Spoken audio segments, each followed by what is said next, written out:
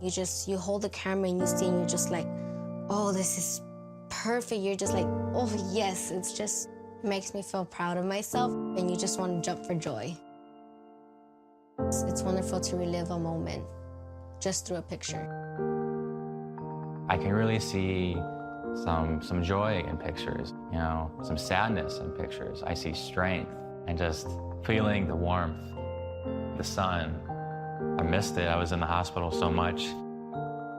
To give that environment to these kids is something else. It helps me to look at those pictures and remember who took them. It reminds me that behind that flask of cancer cells that I'm trying to treat every day, there is a life that can be saved, you know, and that is really what motivates me every day. I heard a spark, something that glowed 100 feet higher.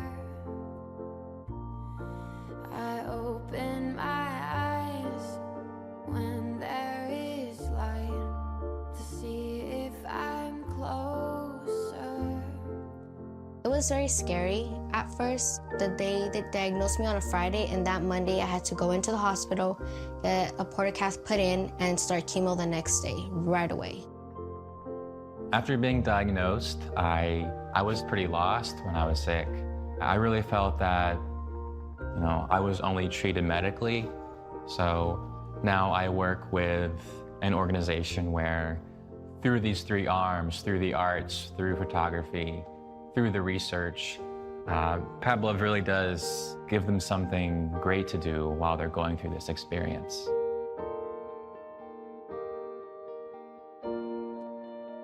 Pablove has been absolutely fundamental for me and for my career because the mechanism that I'm working on is completely novel. No governmental agencies would have funded. So it would have been like a nice idea that would have simply been kept in my drawer and nothing would have happened. Tell me till I feel that cancer gives people a unique perspective. When you're handed this camera and a mentor who is fully into what you're doing, I feel like it just opens up this whole world. It's like cancer doesn't exist when you go to Pablove.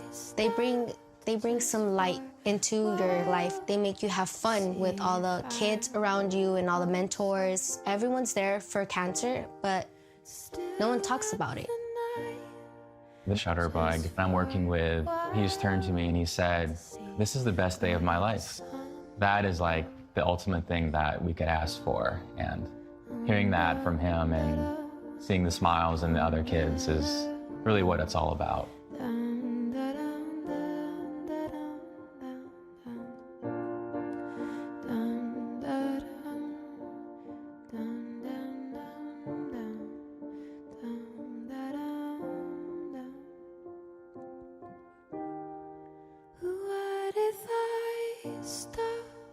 Just for a while to make it go slower. My favorite is this one. I didn't know what to call it at first. Me and my mom were kind of pitching out ideas, and we finally came up with the light at the end of the tunnel. It's kind of dark, and you can see a little glimpse of light at the end. When there is light to see if I'm closer.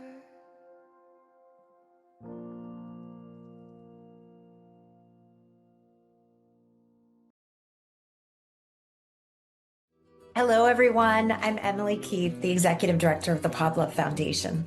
Pablove was founded in honor of Pablo, a vibrant 6-year-old boy who lost his battle with kidney cancer. His spirit continues to inspire our mission, funding cutting-edge pediatric cancer research and offering healing arts photography programs that bring light and creativity to kids during treatment. Tonight, we're gathered not just to play a game, but to truly make a difference. And we are so incredibly thankful for our amazing friend Todd Stashwick, Dungeon Master Extraordinaire, for hosting tonight's adventure and rallying such a stellar crew of Star Trek actors to join the quest. The imagination and generosity of the D&D community never cease to amaze us. Thank you. Thank you for standing with us to fight childhood cancer with love and proving that heroes come in many forms. Now let's roll the dice and let the game begin.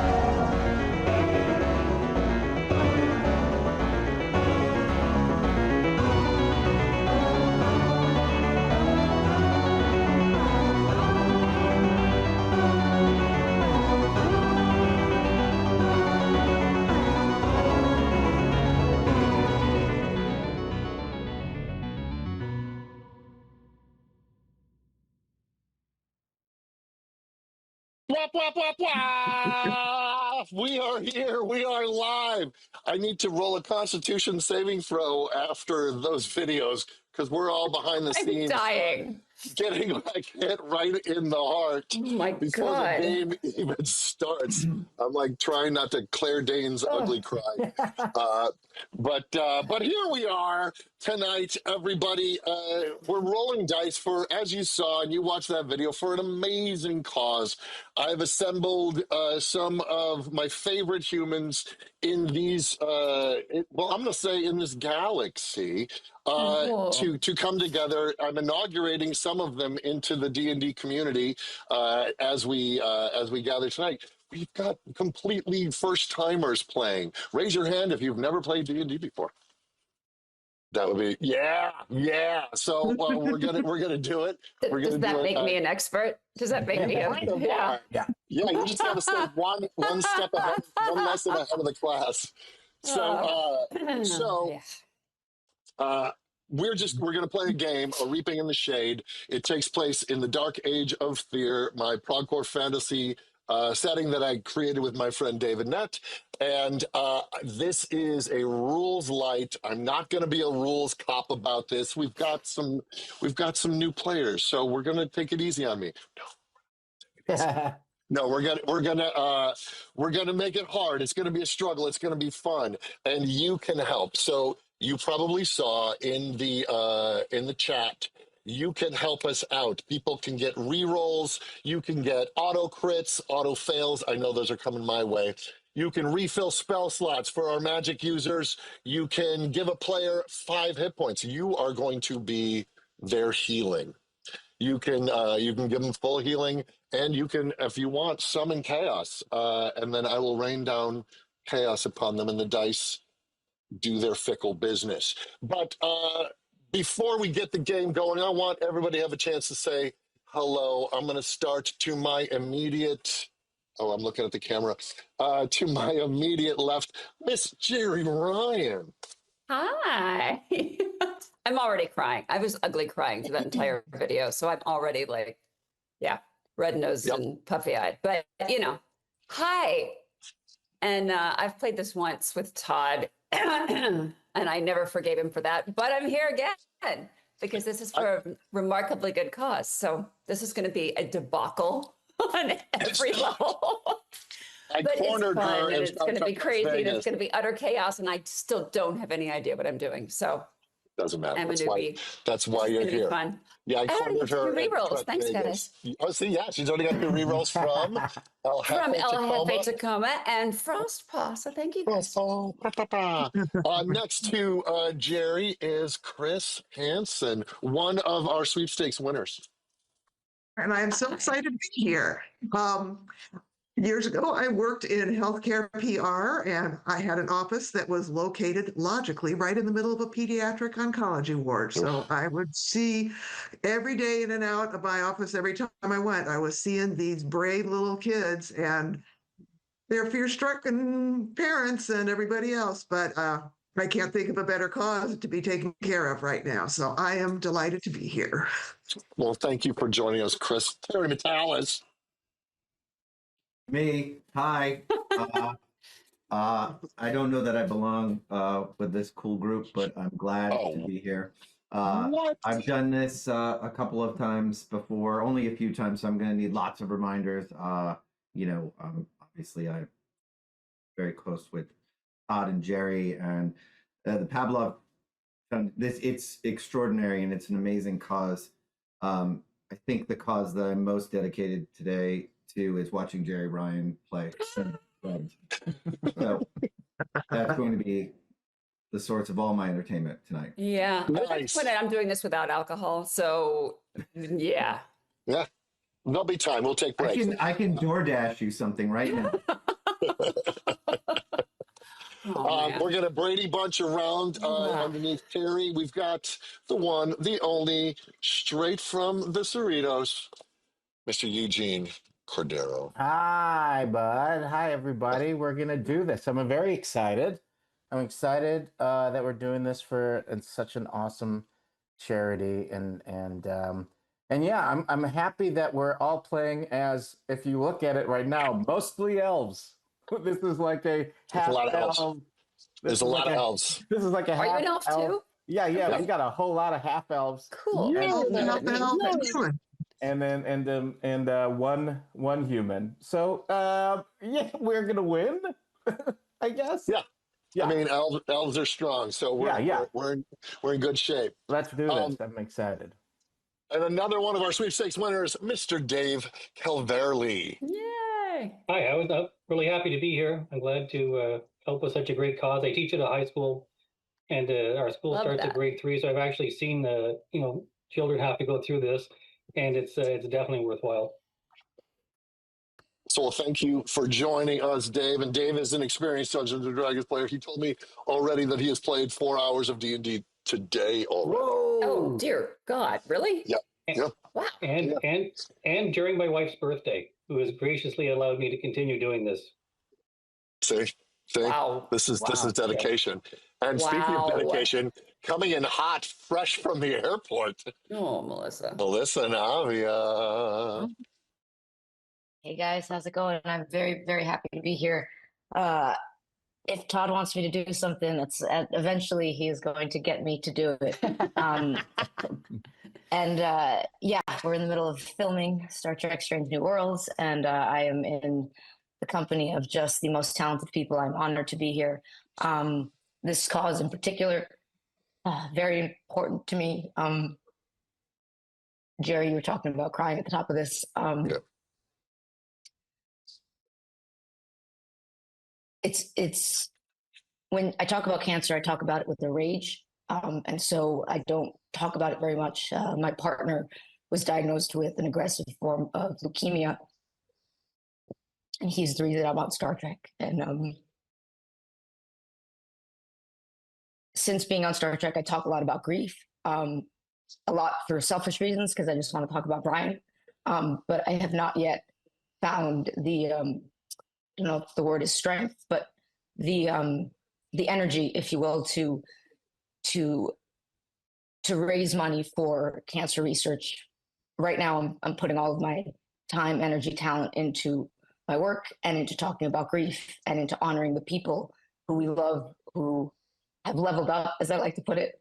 And I don't like to say that they lost their battles with cancer, because that makes it seem like cancer is won, and cancer never wins. And so I am choosing to respond to that with light, positivity, warmth, and having amazing people in my life, like Todd, who, when they're just like, hey, can you do this thing for us for cancer research to raise money for a wonderful cause? I'm like, yeah, I'm going to do that because this is super important. And at some point, I will find the energy, the strength, the time to do more of it. And but right now, I just want to say to everybody out there who has lost someone to cancer, and again, I don't like that phrase because it just sounds, cancer doesn't win. Cancer never wins.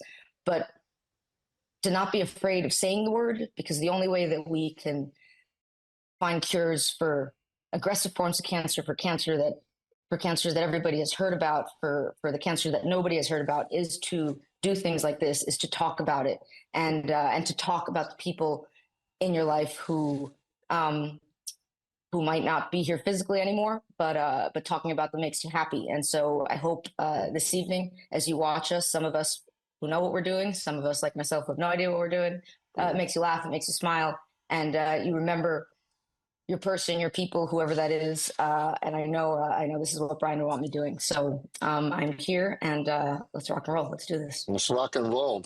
So to that, the reason that this game is called Legends of Eleanora, and they're always under that banner, is it is to honor a friend of my, one of my producers from Second City back in the day, his daughter Nora. And so I asked him if I could honor her by naming this game, and she was a big nerd.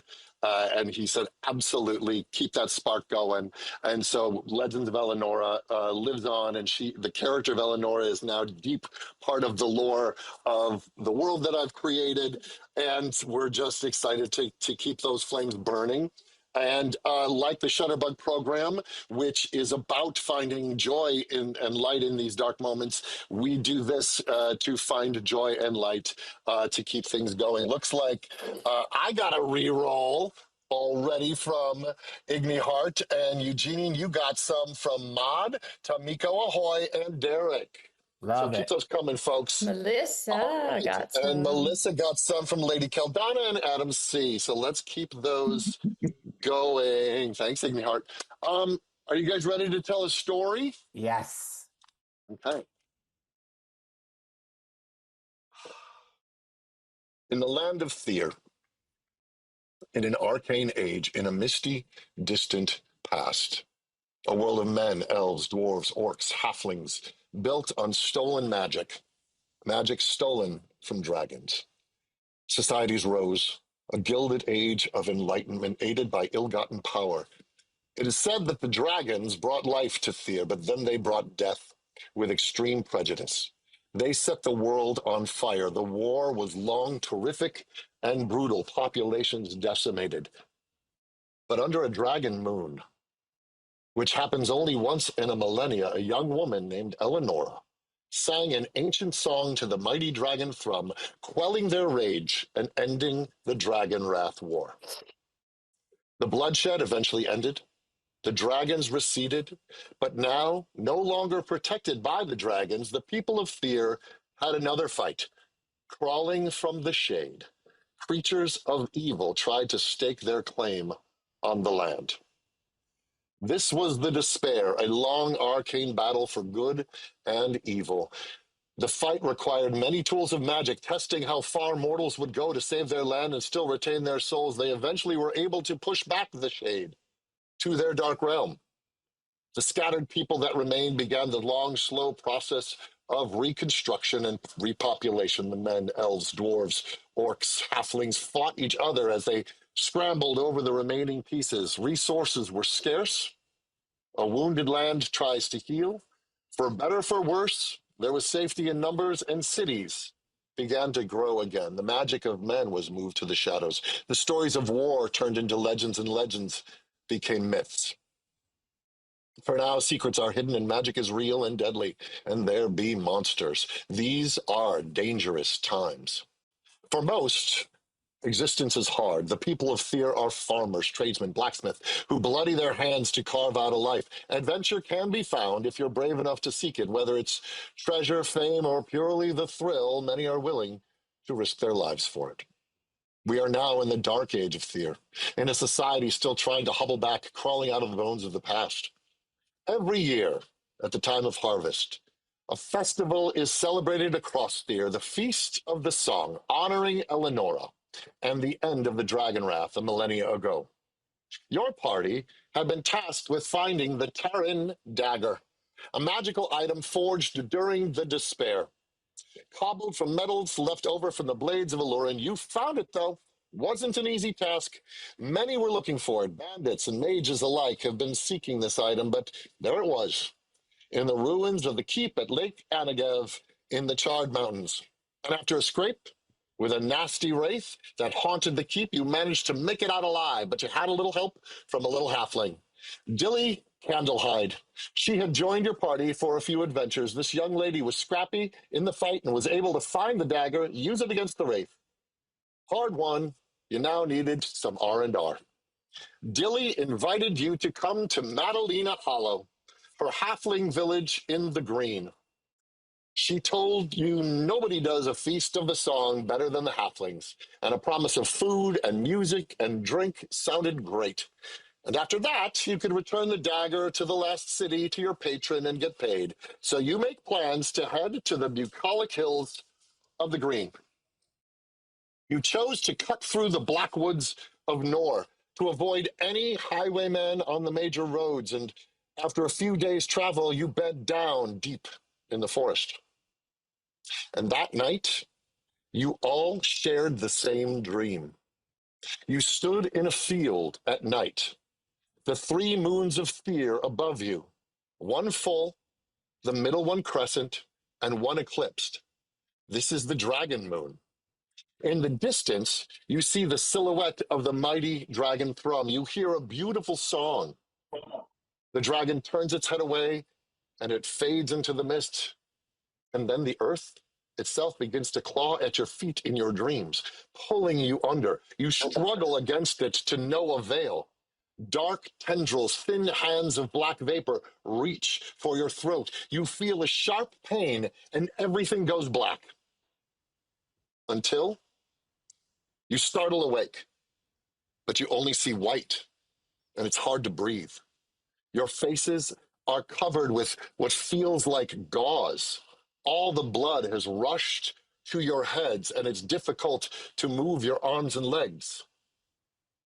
You are wrapped in spider webs. And let the story begin. So there you are. You don't know where you are. All you see is light of morning peeping through these webs that are covering your face, and all the blood is rushing to your head because you're upside down. Ew. What do you guys want to do? That's going on the quote board. Ew. Well, Do we need to roll for initiative? Well, you're not fighting anything. You're just wrapped in spider webs. are we like, we can't move? We're wrapped You can, completely? well, you're cocooned? bound. You're upside down, kind of cocooned. It's hard to breathe through this webbing. What do you want to do? I do have my elvish dagger still on my belt, Mm-hmm. so I can get my hand on it. So you want to kind of work your way to your dagger? Yeah, yeah. And you're gonna grab that dagger and try to cut your way out? Yes. Okay, cool. Roll me a strength check. Just a straight remind me strength which roll. die I need. Or 20? D20. So the D20 will be the key to most of your rolls, whether it's skill checks or attacks or investigations or saving throws. D20 will be the king of the crop here. What'd you get? 19. 19. Yeah, so you manage to get your dagger and you start to cut through this thing. And you make your way, and as you get your hands free, you peel and you look down and you see you are 40 feet above the ground. Neat. So you are free. You're still kind of hanging on so you don't fall out. Let's go to somebody else. What are they doing? Eugene, what do you want to do? Well, you know what we're gonna do at this moment is I will address the spider directly. You don't see a spider right now. Oh, I don't. No, you're just in a web. We just know we're webbed up. but now You could imagine what you would say to the spider Oh, if man. the spider were there. Trust me, as soon as I feel You a web, might get your chance. I'm ready to talk spider. But you know, a web can be from anything, I assume, in this land. So it might not even be a spider. So you know what? I'm gonna call upon my panther to help me down. Lillian or Lilian? My beautiful friend Lilian.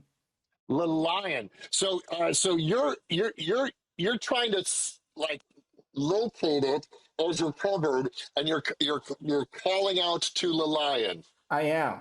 I mean, it is a panther, so it sense that it does sense that I am in danger. Yeah, and, it can smell where you are. And, I love and it. Smell exactly. So where you suddenly feel you feel your whole web jostle as the weight of your panther jumps upon the web, and then you feel a little claw cuts your mouth open, and then like a dog greeting its master after it's been away for a few hours, it just starts like licking you and like so happy to see you.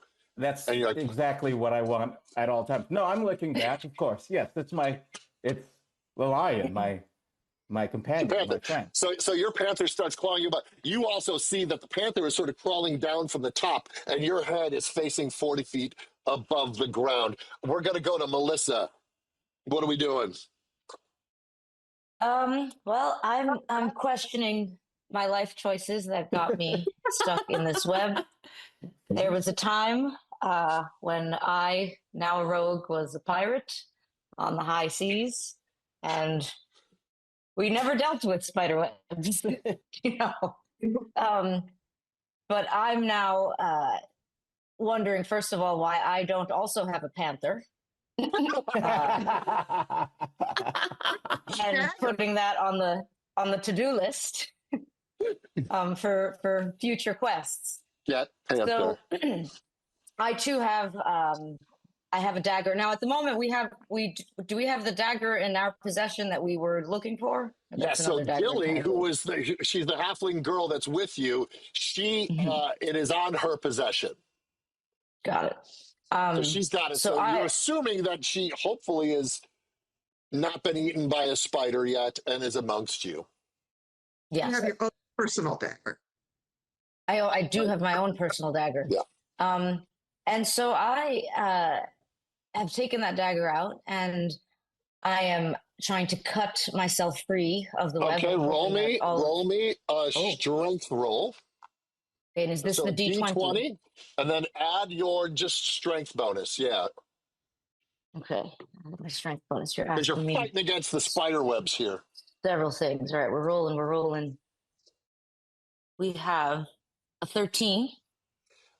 So you managed to cut through, just like Chris's character, and you're bursting out. And again, all the blood is rushing your face because you are 40 feet above the ground, and you do now see, wow, and you do see webs and other things beneath you, like little layers of webs, but you are high up in the trees. But you managed to free yourself. Let's go to Dave. I don't think I can pull a longsword out because I don't have a dagger. So I think I'll just do strength. I'll just try to sort of bust my arms out as much as I can and try to pull the webs away from my face. Okay, so roll me a strength. We're going to do a little unarmed. I got a 10. You got a 10. So yeah, you're working your way up, and you kind of get your hands up here, and you're able to start to free yourself. And the same, you feel, and as you see, you look across the way, and you do see now Dilly cutting her way out. Our little halfling friend, she is cutting her way out with the dagger, and she is kind of emerging from the cocoon. Terry, what are we doing? Well, if I know Mullarkay, he's probably still drunk and well accustomed to sleeping upside down. And this is probably kind of cozy. Why wake up? I don't know, other than the noise, because he hates elves. The noise the elves are making He's racist. In case nobody knows, my character is a very failed wizard. He's Gandalf by way of Walter Matthau. He would totally let the Balrog pass. He doesn't. Balrog, right? That doesn't sound right. That's right, Balrog. Yeah. Balrog. Okay. So I guess really what I want to do is kind of roll over, kind of roll. Yeah, so you're gonna roll within the thing. Yeah. So you manage to roll and roll me a Constitution saving throw. Sure. Is that a 20? So there's the D20. There's a little box above your skills that says saving throws.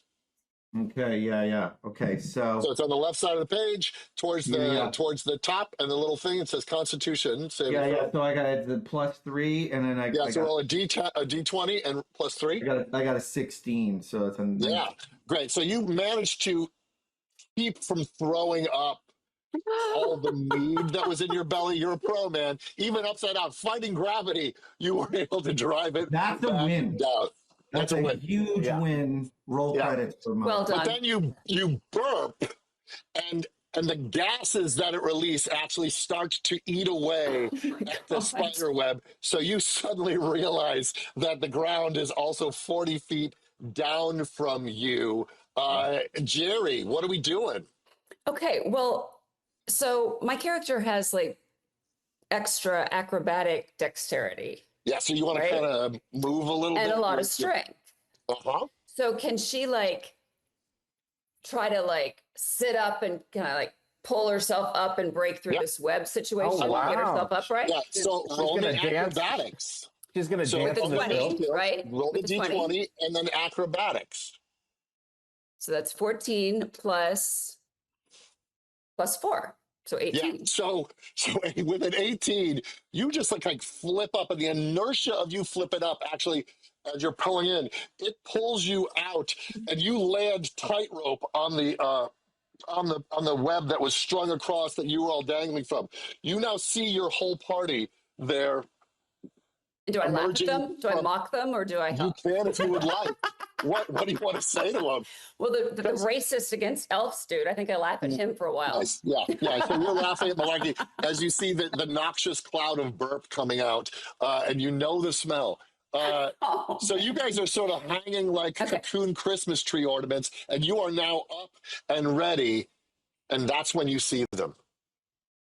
It's like when you started banging and twanging on that web, you rang the dinner bell, and about 4 giant wolf spiders are now crawling from different parts of the tree towards you guys. Now, we're in a tree. I need you you're in trees. So these webs are hanging between trees 40 feet above the forest with different things. So now I need you all to roll for initiative. Now roll the D20 and add your initiative bonus. It should be in the top middle of your page. It's probably just your dexterity bonus. Wait, where do we see? What? Top middle of your page. Oh, initiative, yeah. There you go. Roll a D20, and I will ask you individually for what number you got.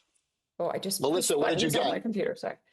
So I rolled a number, and then I'm adding my initiative, and together that makes 14. Nice. Jeri, what did you get? 18. Nice. Let's see. Terry. 6. 6 it is. Eugene. I rolled a 3, and my bonus is a 3, so I'm also at 6. So I think I'm just going to be kissing my panther for a little bit longer. A little bit longer. Okay. Dave, what'd you get? I got a 13. 13, and Chris. what did you get, Chris? 4. 4 it is. So give me a second I'm just gonna just look at the panther. It's a very lovely panther. It's a pretty panther. You could pet the panther, maybe. Yeah. Now I'm just going to get this in fighting order. So, Bum, bum, bum. It's okay. Rogue Melissa and I have got this. Yeah, you do. Okay. The rookies will take care of things. Don't you worry. We don't need a panther. We don't need spiders. Exactly. See, We don't need mead. We're good. And what did you get? What did you get, Chris? 4. 4 it is, yes. And Todd, what range are these spiders? How far are they from us? Okay, well, so they're coming in hot, and they're probably about from you. They're probably about 40 feet from you as they're coming down from the treetops. But boom, one is coming right on top of you right now. So Jeri, Yes. what weapon do you want to draw? It's right on top of me. It's about to leap upon you. How about my great sword? So you draw your greatsword. Now give me an image. What do you look like? What does your character look like, and what is your character's name? Your favorite part? Her name is Aaliyah Wren, and she looks basically just like me with better fashion sense and pointy ears. She's got some real cool badass outfit on. And she's a fighter. She's a fighter. She's tough. Yeah. She's a high elf, and she's tough. She fights, and she's got all the big weapons. She's gonna take her great sword and she's gonna go at it. Two-handed. Excellent. So swing to hit. So swing to hit this thing. The 20. So roll your d20, and then you'll see the little box down that says great sword plus something. Oh, you get a reroll though. You got lots of rerolls. It says, oh yeah, well this was 10. It says 2. Oh, what? 2d6. Wait. It says great sword. Then it says +4. That's it. So +4. Stop there. Roll the d20 and add +4. All right. So that's 14. Okay. Yeah. So that hits. Boom. Now roll the other dice. So it's 2d6. Okay. 2d6. Please hold. Plus, Just find this. Okay. Got this one. That's the normal looking one, right? The square one. Okay. 2d6. By the way, we've already raised $10,000. Woohoo! Love that, guys. Go, go, go. Okay. So 2d6. So 5 and 6. So 11. 11 plus is 2 slashing. Yeah. So great. So that is 13. So you swing this thing, and because the thing was in midair, and you got your sword up right, it just, the inertia of it just went right through the abdomen of this thing. Nice. And just spider goo is just residue is just dripping down onto your hands. I liked the residue. I like that. No, it's good. And the arms are all twitching. Love it. And you just swing right off. Its partner is right behind it, and it's going to leap at you, and it's going to want to take a bite out of you. Just a second. And I rolled a natural 20 on that. I'm not lying. On my big chonking Titan die, I rolled a natural 20, which means I get to double the damage. So that's right rude. now, that is just rude. So it does 5 points of damage, 5 points of piercing damage, plus 5 points of poison damage, times 2. You take 20 hit points of damage right out of the gate. 20 hit points of damage. And the spider jumps on you.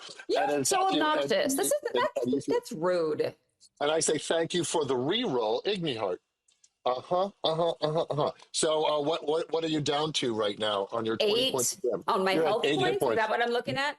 Yes, you're at 8. So that's that spider. There's another spider that's crawling up. It sees the rogue having freed itself, and it's going to go and attack our rogue. So we see our rogue. And it misses. Like you managed to get out of that cocoon, and you had your dagger ready. And so, Melissa, what do you want to do? The spider is right there. I have so many rerolls. Okay, so the spider is right there, and I'm wondering, I'm asking myself why I didn't utilize my light crossbow about 15 seconds earlier, or even a few seconds earlier. Well, you were using a dagger to get yourself out, so it's justifiable. Yeah, thank you. There's only so many weapons I can wrangle at once. So the spider is upon me. It's your turn, so you can do what you want.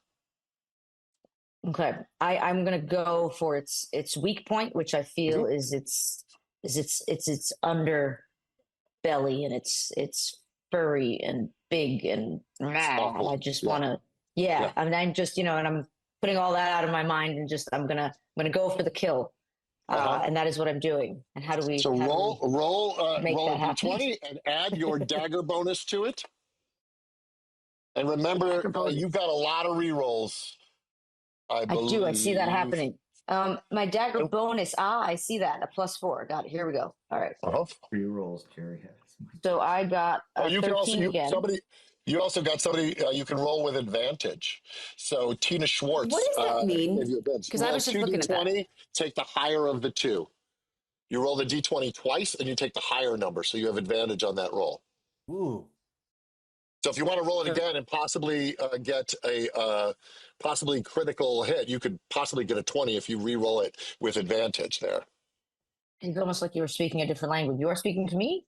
Yes, if you want to roll the die again, because Tina Schwartz got you advantage. Amazing. Awesome. Tina Schwartz, thank you so much. So I'm going to roll again. Yeah, you already got the 13. Okay. Yeah, we're just giving you a chance to maybe do even better. I love fantasy math. Here we go. We have 18. 18. Well, that's better. Plus your bonus, so that's probably +4. Did you say? Plus my bonus, yes, is 4 because it's the dagger bonus, right? So I have 22, and then we just forget about the 13. Yeah, you don't have to worry about it. Thank you, Tina. So you stab this thing with thing. Now roll the damage. There's a little box next to the dagger thing after the +4 that tells you what it would be. I believe it's probably 2 plus. 2. It's 2 plus something else. So it's a D4 1d4 plus 2 damage. Yeah. So the D4 is your little pyramid. Roll that. Little pyramid. I got that. Roll that and add 2. D4. Okay, roll that and add 2. Ooh. Wait a minute. Which is a little pyramid? It's just a little pyramid. Looks like that. It has a little. This one? No. That's the one. Yeah, roll That's the one? And so, yeah. But what am I looking at? Where does it land? The top number. Am I missing? The top number, but it doesn't land on a. It'll be the same number all the way around. Am I losing my mind? If you roll it like that, see, it's like 2, 2, 2. When you roll it, there'll be a number that's right side up. I see what you're saying to me. Yes, 2, 2.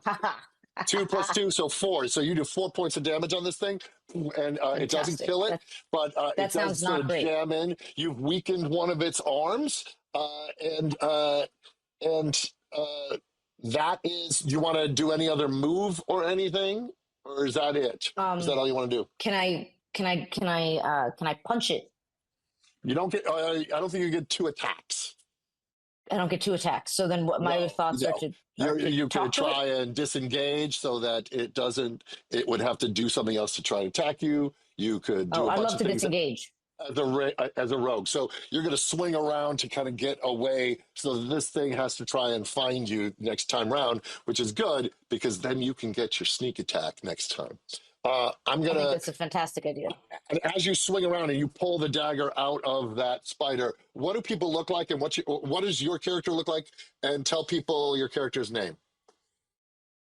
Sure. So my character is Santi Fela, and she actually loves heights because when she was a pirate, if I haven't said it enough already, she used to love climbing to the top of the mast, and she did that better than anybody else on the ship.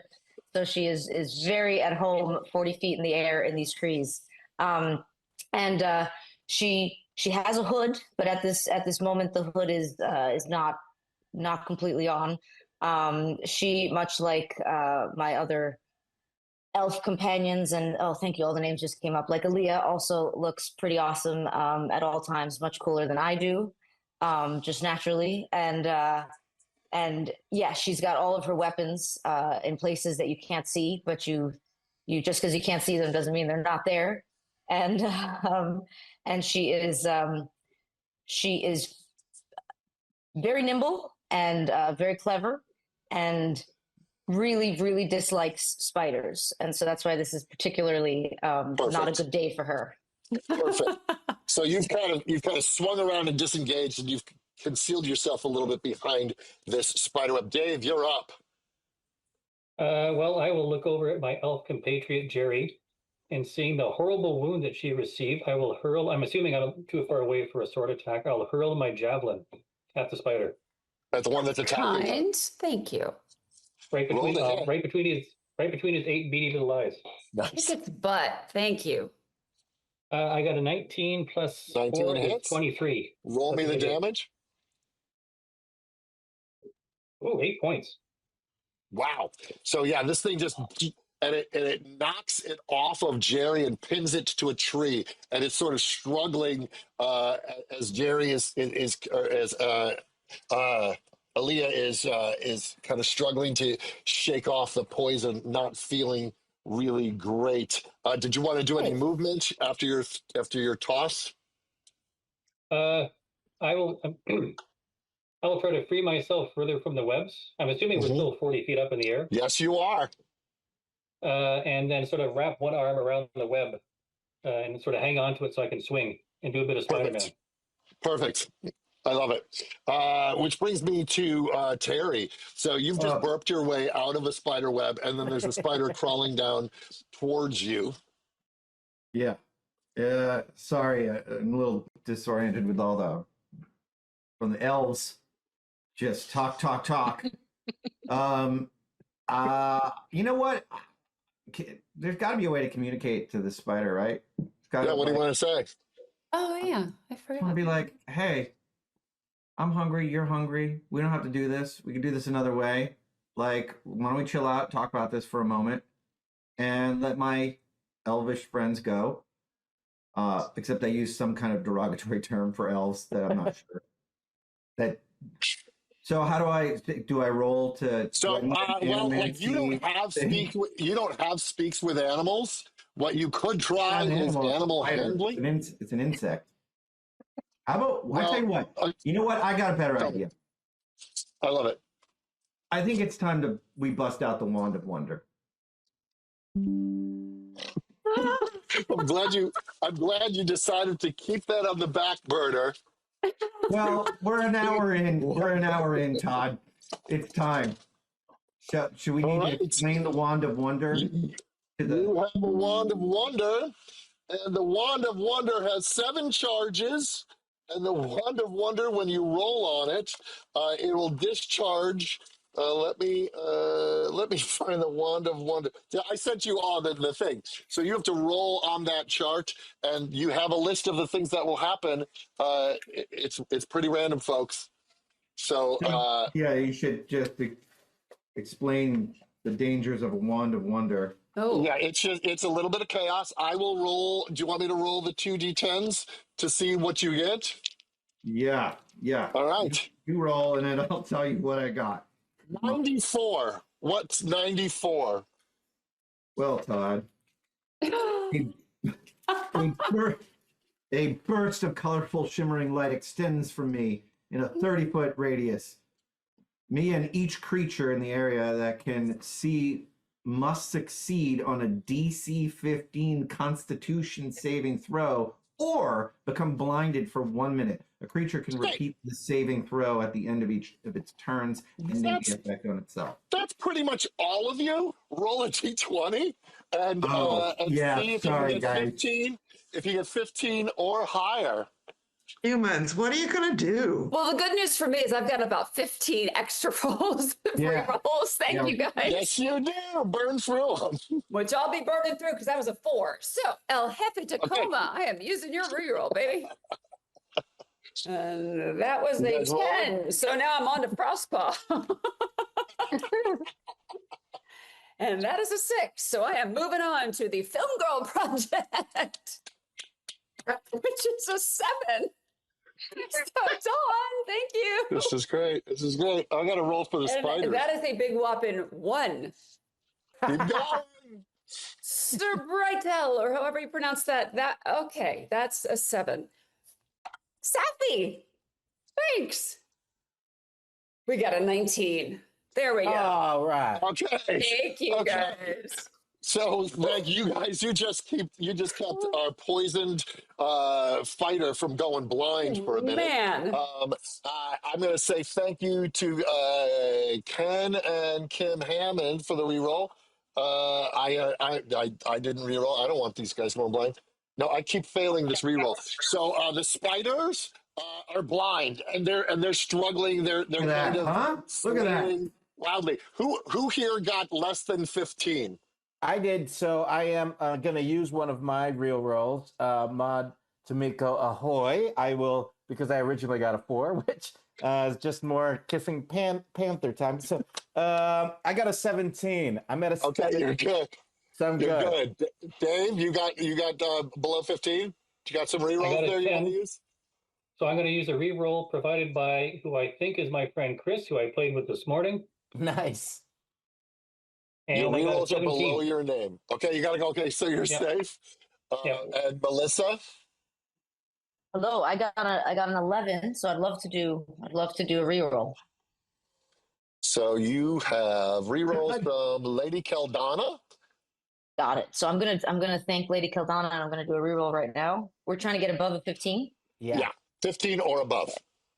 Look at that, Lady Keldana. Thank you so much. That's a 19. And what about you, Chris? I just used all my rerolls, 2 from my cousin Susan and Stuart, and 1 from my neighbor Patty Jerzak. My third roll was an 18.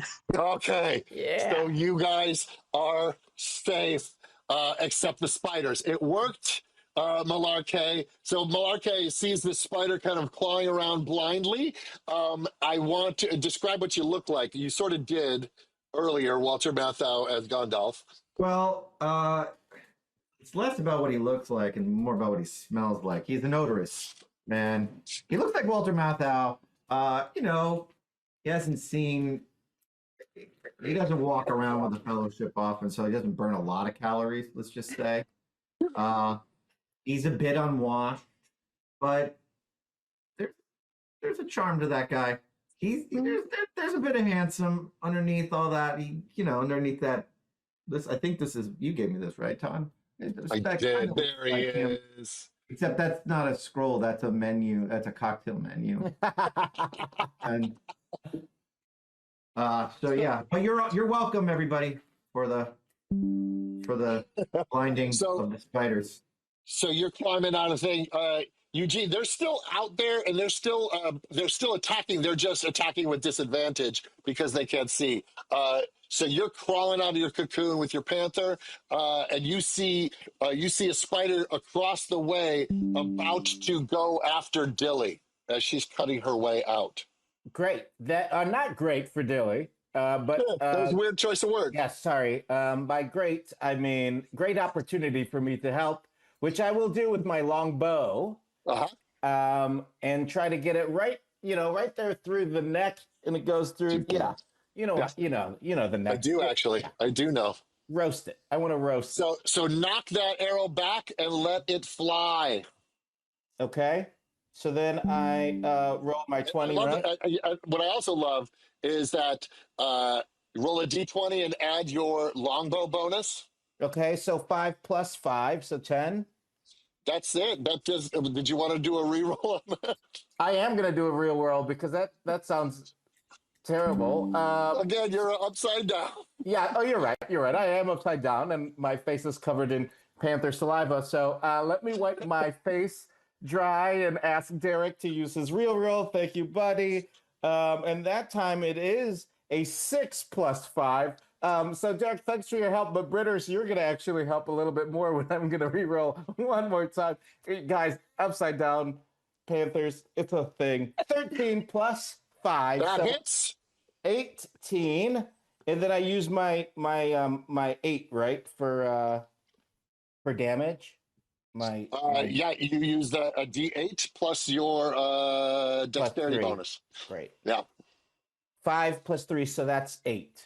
So yeah, so you shoot this arrow and it knocks to the side. It takes the thing in the shoulder. The thing had Dilly pinned down, and she's swinging with her dagger. And describe what you look like hanging upside down with your bow. With my bow, well, hanging out upside down with my bow, you see most Oh, wow. That was a brutal fight. Now, okay, now I was informed that like halfway through what we were doing. So you guys missed a hell of a melee.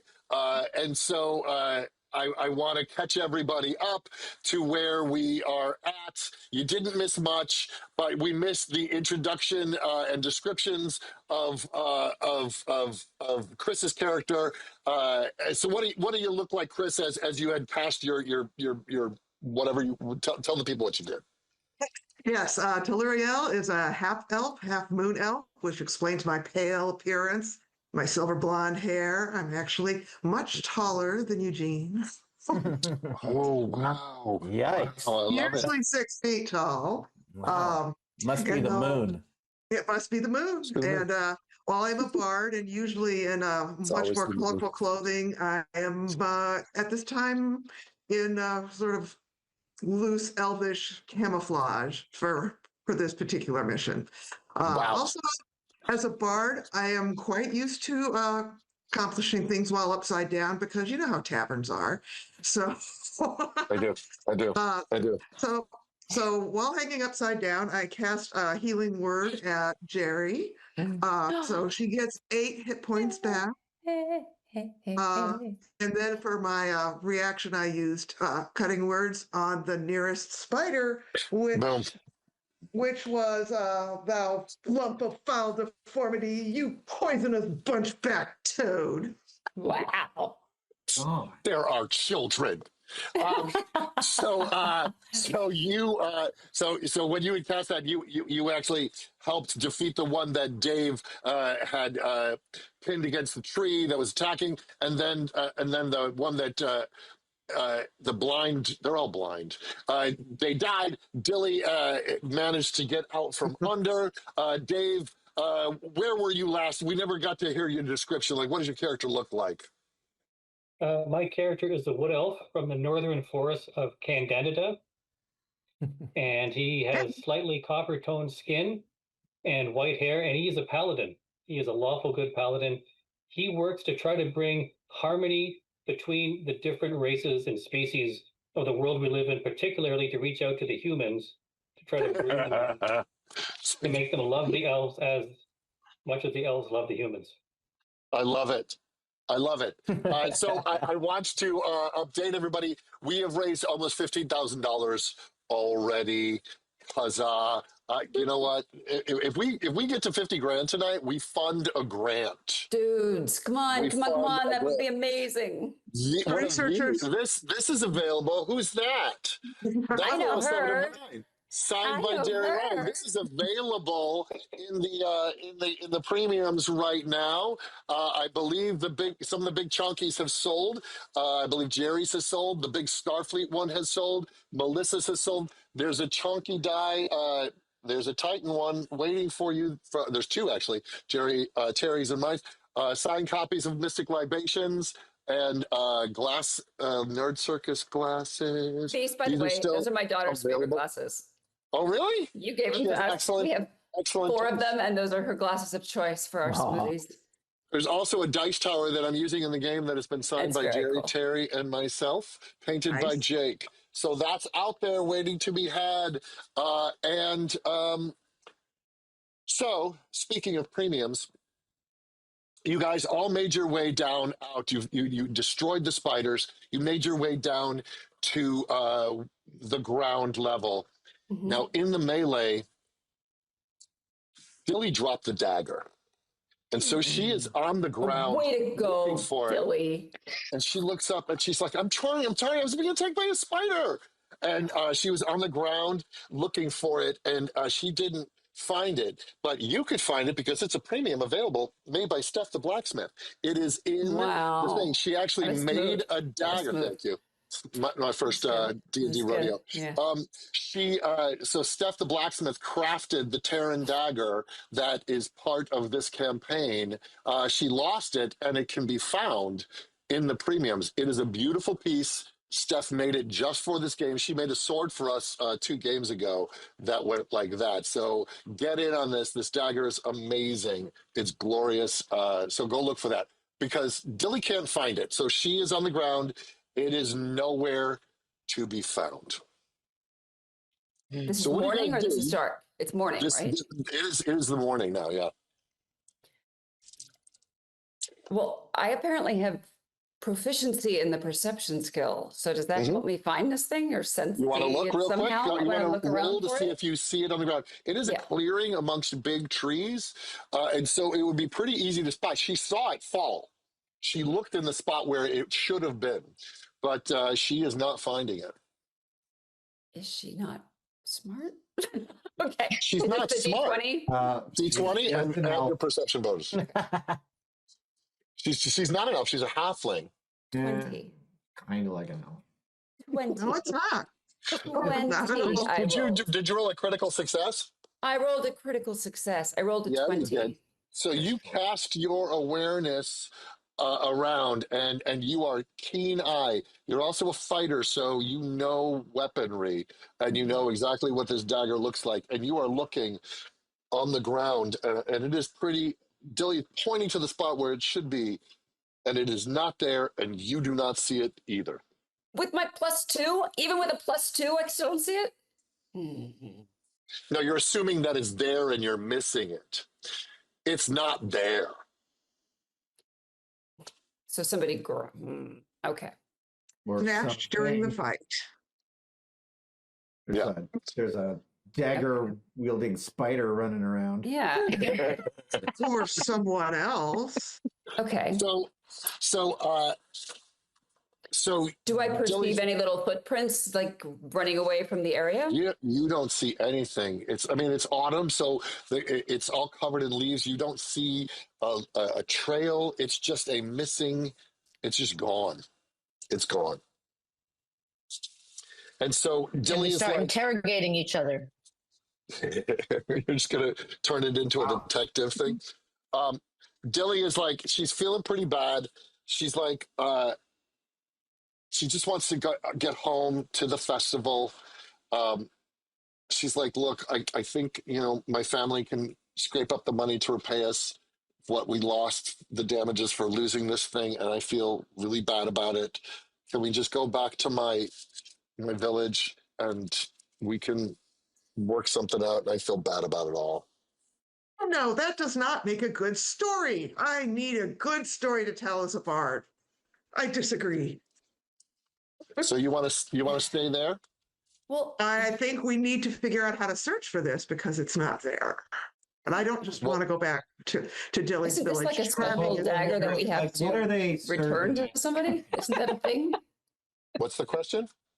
Wasn't this like a special dagger that we have to return to someone? You're not return. You were going to get rewarded with money for bringing it in. And Dilly said, my family can probably scrape together some money and feed you. You guys are hungry. You've been on the road a while. And it's this once a year festival, and nobody can feed you like the halflings can feed you. Yes. Yeah. Barry. There. I want to go there. Food and drink. Promise of food and drink. Okay. Are we heading to the village? Are we staying and looking some more? What are we doing? Village. No, Santi says never give up, we gotta go. never surrender. Yeah. We had it. We were in the air. Now we're on the ground. Logic dictates it could not have gone far unless someone is concealing it. Or unless it got up and walked off on its own. Yeah, like right now, based on that natural 20 perception check, it ain't here. It's nowhere in the area. You cannot find it. You don't see it. Maybe it found its way to the village. Whereas so maybe we should... There's food to be had and drink to be had. Oh, fine. I think we're gonna have to go to the village. I guess we gotta go there. All right, fine. I'm feeling pressure. I'm just going to stick with the group. Besides, I can make some coin. We love the sword. We love the I need to sword. regain strength, so I guess I have to go and regain my strength. If anybody out there, people out there can replenish Jeri's hit points if you want through a donation. I just want to make sure that the our little chat is still working. Dwight, is the chat still working? So that I can see if okay, great. And our And people Todd, are there's no chance that we have any kind of knowledge of where that could have possibly gone. Like there's no. I mean, she rolled a natural 20, and it's not even close to anywhere that we. She could not see it anywhere. All right. As she looked around, she just saw, like, again, Dilly saw where it fell, and it is not there. She saw it land, but then you guys were fighting spiders. Sure. And then with that natural 20, if it was there to be found, festival. I would have. Festival. Okay. Yes. Okay. Go to the festival. Okay. We're festival bound. We got a festival. Yeah, we got a festival bound. Okay. Okay. So you guys make your way through the woods. It's about a half a day's walk as you make your way through the black woods of Nor, and you see, Tilly's feeling bad about what happened. I mean, it was a fight. It wasn't her fault. She was attacked by a giant spider. She gave as good as she got. Melissa, you just got a ton of rerolls. And so let's keep some track. It just got updated, all of our rerolls. Yeah. Jenny Johnson, Film Girl Project, Jenny Johnson, Rio Motley. Thank you guys for those advantage and rerolls. They will come in handy. Not a lot coming to Malarkey. Just saying. Not a lot coming in for Terry. Come on, step up, people. No. Help out Malarkey. So Can I share rerolls? you know what? That's up to you. That's up to you. That's a very kind gesture. Even though you're an elf and Malarkey is openly. And just a reminder, guys, if we get up to $50,000, that funds research. A grant. For Yes, children's cancer, absolutely. a research grant. And that is so critically important. Ooh, I got some rerolls. Ooh, thanks, guys. We have a signed steel Give book. a player 5 hit points. Wow. Yeah. Ooh. Did you just got 5 hit points? Who got 5 hit points? Somebody give a player 5 hit points. You just got 5 hit points. What does that mean? Add that on to your. That's my health? That's your health. Thank you. Yes. Wait, go back. Go back. Go swim. Who is this? Ben, Not joshing you. Thank you, not Chris, joshing you just got you. some rerolls. So you guys make your I'm way up to through 21. the forest, and you start to hear the music of the festival. Mm. What are they playing? They're playing the Song of Thrum. It's a classic. Thrum was the mighty dragon Thrum who dreamt he dreamt the entire land into existence. And so they're playing the Song of Thrum. It's a little discordant. Mm. So, some of you might be questioning why you're walking towards the weird music, but you are, and you're heading in that direction. And Dilly's excited now. She's sort of overfeeling.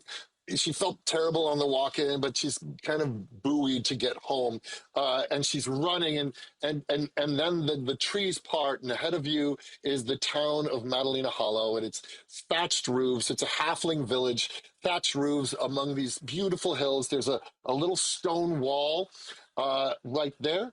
And just ahead of Dilly is a guy walking, a halfling walking with a bushel of apples, and one of the apples bounces out, and Dilly, she kind of hacky sacks it up into her hands. She takes a bite out of it, and she catches up with him. She's pretty excited to be there, and she's running, but the music is really off. It's like, and these are people that are known for being good musicians. And then you see kind of through the midday haze, there's people milling about, and you see the center square about 100 feet ahead of you. There's tables set up for food, and people are kind of walking around it, but very oddly. Oh no. And you see the guy who's walking with the apples is sort of struggling, and he falls over. What do you guys do? Is my keen perception picking up anything specific that's off? What are you looking for? I feel like we've seen enough. Haven't we heard enough? We cannot go into town, guys. Yeah. That's some shenanigans. Sir Terry ran away, bravely ran away. When danger reared its ugly head, he bravely turned his tail and fled. Brave Sir Terry. that. Yeah, I mean, Whatever I that. feel like we need to not be at this party. It doesn't sound like a good So idea. do we? Yeah, I need feel like do we this is need to, like, not. Can we do like a spot? Can I like send a hawk to spy and find out what's going on? You have find familiar. I'm gonna use. That's a spell slot. You want to use one of your spell slots to sure cast a do. hawk to find familiar? Yeah. A hawk or one of those creatures that are good at spying. Do you want to have a ground one or an air one? Like a marmoset? Yes, a marmoset. Yeah. It's very specific. So you guys, you see Malarkey just sort of go rigid and his eyes go white, and then and he burps, and this marmoset forms from Burping his is burp. a thing with you. And he's summoning a familiar. What's the name of this marmoset? Sam. He just looks at his boy. So he burps out a marmoset named Sam, and because his eyes milk over, hey Sam, his eyes milk over. He is now seeing through the eyes of the marmoset, and the marmoset gallops forward and into the village, and it's kind of scrambling along the side thing, and it gets close to see all the halflings, and there's black ichor dripping from their eyes. And there's black ichor dripping from their mouths, and all the food on the tables has flies buzzing over it. Ew. And they're dripping with this black ichor. And the marmoset is like, and you're controlling this marmoset. You can't move as Malarkey, so you all feel free to do whatever you want to his body while he's frozen. Drawing stuff on his face, you can whatever you want. So the marmoset goes into town. You are in control of the marmoset. What do you want to do, Malarkey? I mean, I guess I could send it deeper in to see if there's some kind of other force in there. I would be putting Sam at risk, but it's just a familiar. If it dissipates, it's created by magical means. Right. So let's send that marmoset in deeper and see if there's a puppet master thing, demon, something's going on. So yeah, so the marmoset is crawling around the town, and it just like I said, it looks like these people were trying to go on with the party, and there's some like with the and they're playing their fiddles. They're still trying to have their party, but they're corrupted in some way. You don't see anything except this party of a lot of halflings looking awful, and the food is all blighted and terrible, and that's when we cut back to the group that you guys are at with Malarkey sort of, and the guy on the ground with the apples rolls over and looks at you. He's near the party, and he too has black ichor dripping from his mouth. And Dilly looks, and she's like, Uncle Bob's, and she goes running over to him. And that's when you see, Eugene, the apple that she just bit has black ichor on it. Oh, great. And so she goes over to help her uncle, and he's like, and he's grabbing at her. What do you guys do? She ate the apple that has the. She already ate it, right? So she took a big bite out of this apple. Can we Heimlich her to cough it back up? What do you want to do? I mean, did she swallow it? What do they call the Heimlich maneuver in these lands? What? What do they call the Heimlich maneuver in these lands, Todd? It's the Lichter push. We're going to do the Lichter push. You're going to do a Lichter push. On little Dilly. So you run up to Dilly and you scoop her off her uncle, and then you see her tongue is black. She still seems very alert, but her tongue is black. And she does cough up a piece of apple, and she's like, "Oh no, my family," and she's struggling because she wants to run to help her family, and the marmoset is there, amongst the family, and they haven't reported back. You haven't reported back what you saw yet, Malarkey. So I report back. It's bad. It's real bad in there. Food is all rotten. The taps are dry. Someone drank all the booze. The brothels are empty. It's not a place we want to go. Not a place you want to go. I mean, I'm sure the brothels aren't empty. They're just not to standards. Well, everybody's moving. Hierarchy standards are not high when it comes. You're shorter than a halfling. Yeah. So, Eugene, you're there and you're watching all this transpire, and Aaliyah has Dilly kind of keeping her back from running into what's clearly a messed up situation, and she's really worried about her uncle. And you look over, and on one of the little stone walls, the little outer wall to the city, there's a couple crows. There's a white crow with a black feather, and a black crow with a white feather, and they're chittering amongst themselves, and they're looking at you, and they're looking at you, kind of like calling you over. Sure. Yeah, let's talk to them. Let's talk to those. Let's crows. talk to them.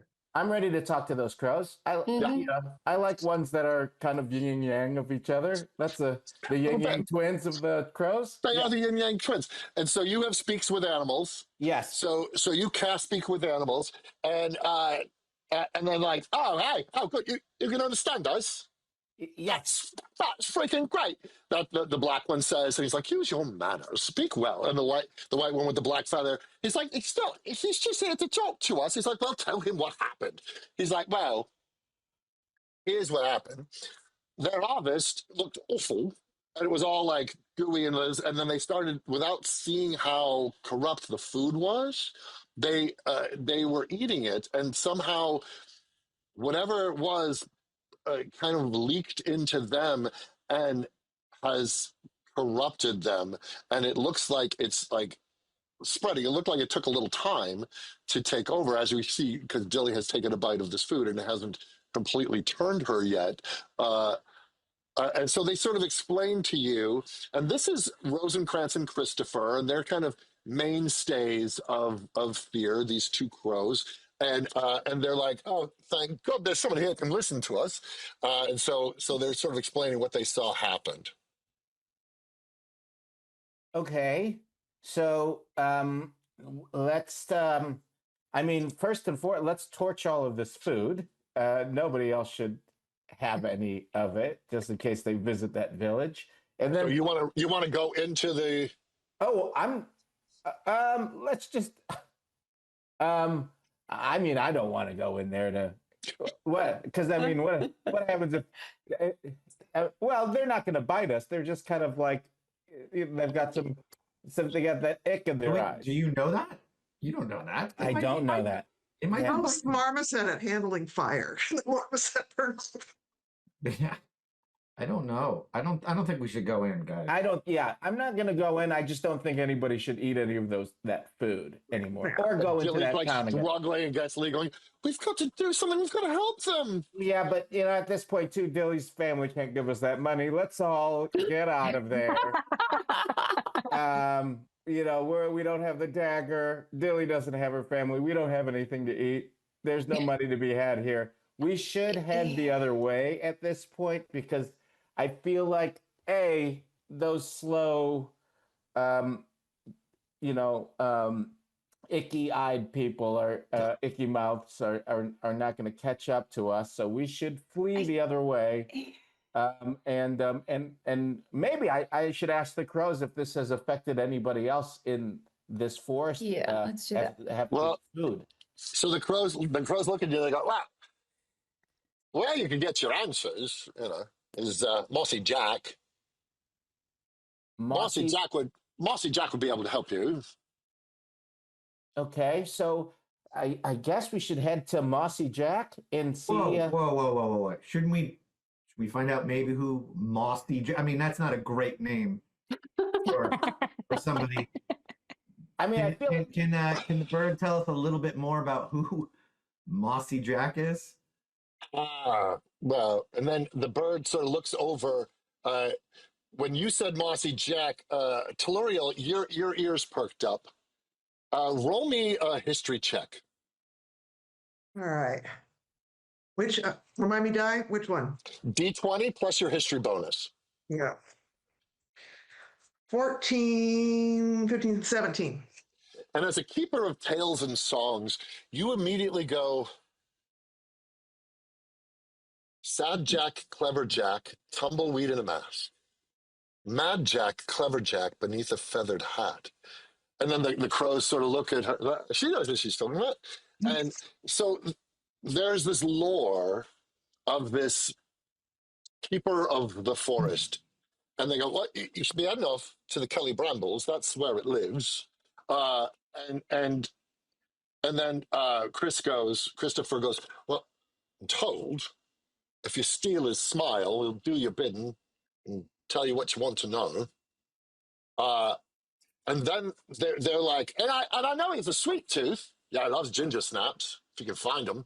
So they sort of start spitting out all this stuff about Mossy Jack and ginger snaps and stealing his smile. And some of this tracks with you as a bard. You're like, I've heard these stories. Yeah. And you're a ranger, so you're a ranger, Elgorn, and you would know kind of where the Kelly Brambles is. It's not far from here in the green. It's like a little patch of woods amongst these rolling green hills. So you know that's where you could find him. And then Dilly looks at you and she's like, "Can we go? Can we go?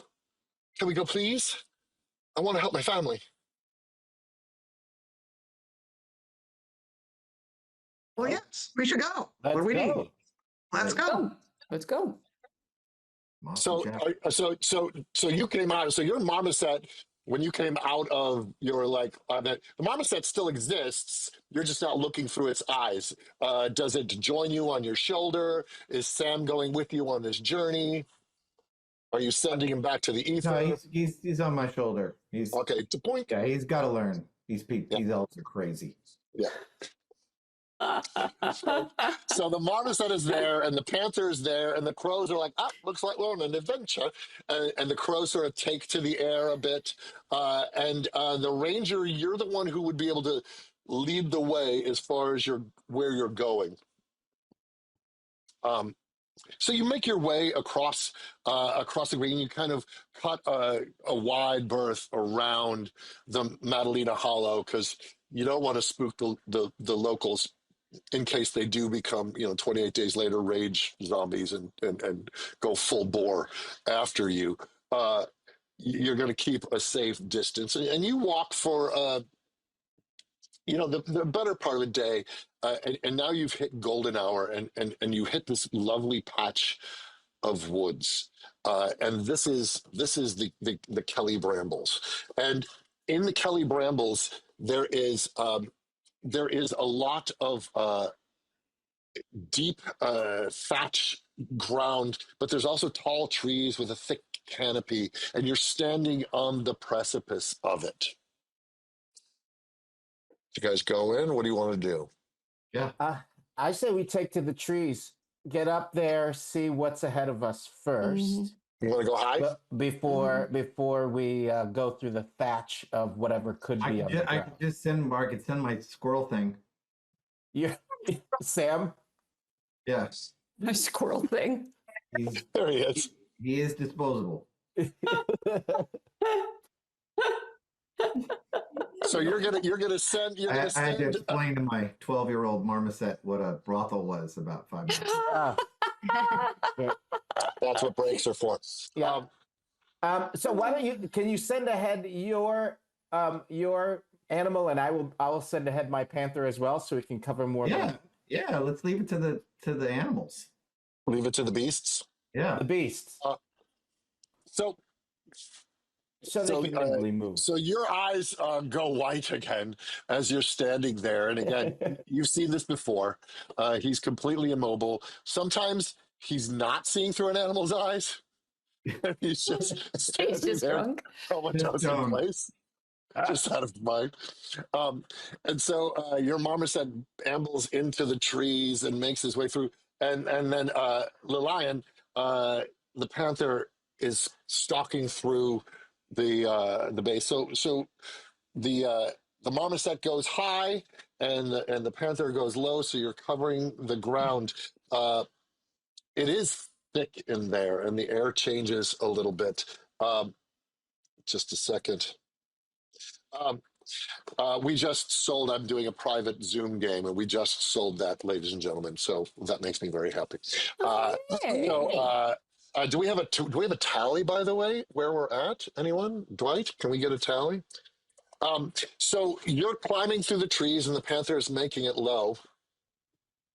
And you do see a clearing. It's almost like if you were a bird's eye of this thing, it would sort of be, the Kelly brambles would be shaped like a donut. There's a middle area that's open, and there's logs in it for sitting and resting. And people do come into here to enjoy. And the golden hour sun is shining into that a little clearer because the foliage is so dense. But you don't see anything outside of bushes and trees and the occasional rabbit and squirrel and fox and all the things that would be living in here. But you don't see. We're at almost $16,000 people. So let's keep it going. Keep it going. So that's what you guys see, and that's the ground that has been covered by the panther and the marmoset, which is my favorite Jethro Tull album. But let's just get in there. Okay. We should just get in there. Is the bramble too thick to walk through? Can we walk through it? Or do I need to use my great sword to hack our way through? Actually, that's not a bad idea, is to sort of hack your way into it. So you do chop away at some of the more thorny bushes and clear a path. So your fighter is clearing your path, and you guys file in behind her as she moves forward. And then, just as was spied by said marmoset, the panther's there sort of waiting kind of casually in a sunbeam for you guys to enter into. The lion gives you a "what took you so long" look. Sure. And you guys make it into this clearing. Deathly allergic to panthers, but okay. It's just mockery on ORK. Should we call out for that Mossy Jack? Mossy Jack. Just call him Jack. Yeah. Seriously, right? Yeah. You call out for Mossy Jack, and then it just kind of echoes. Please through. come back. Go yourself. Nothing. Nothing from Mossy Jack, but we know Mossy Jack is here. Yeah. Does our bard need to recite her little thing about him that she remembered? Yeah, maybe right. Yeah, like that little riddle that kind of just summons him. Sure. DM, what's that little riddle? How's that?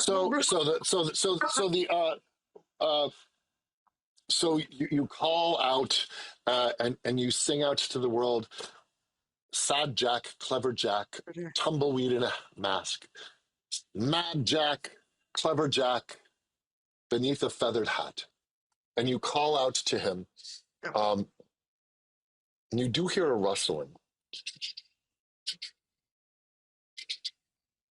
Well, there's something moving around out there. And Santi, you suddenly notice a dagger's missing. I don't think that would happen.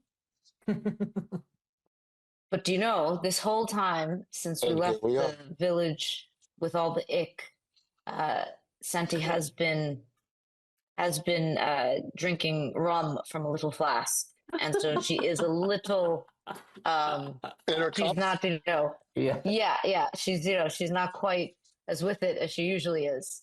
And she was hoping to have a conversation with Malarkey as to why he does not like elves or half elves or anything elvish. He likes elves who share their rum. He's a very conditional lizard.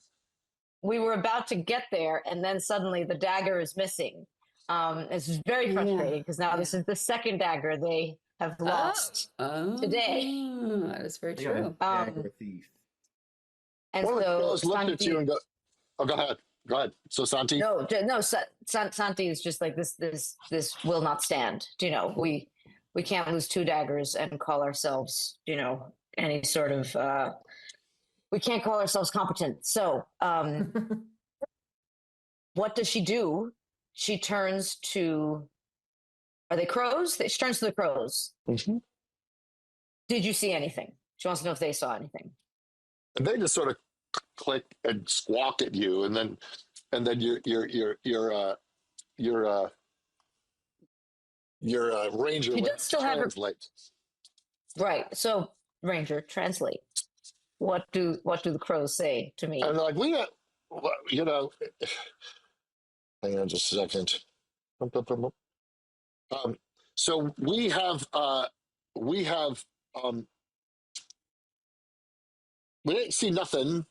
We do know Mossy Jack is a sucker for a sweet tooth, loves something sweet, ginger snaps, or and they look at you, and then they look back at the ranger and they go, rum.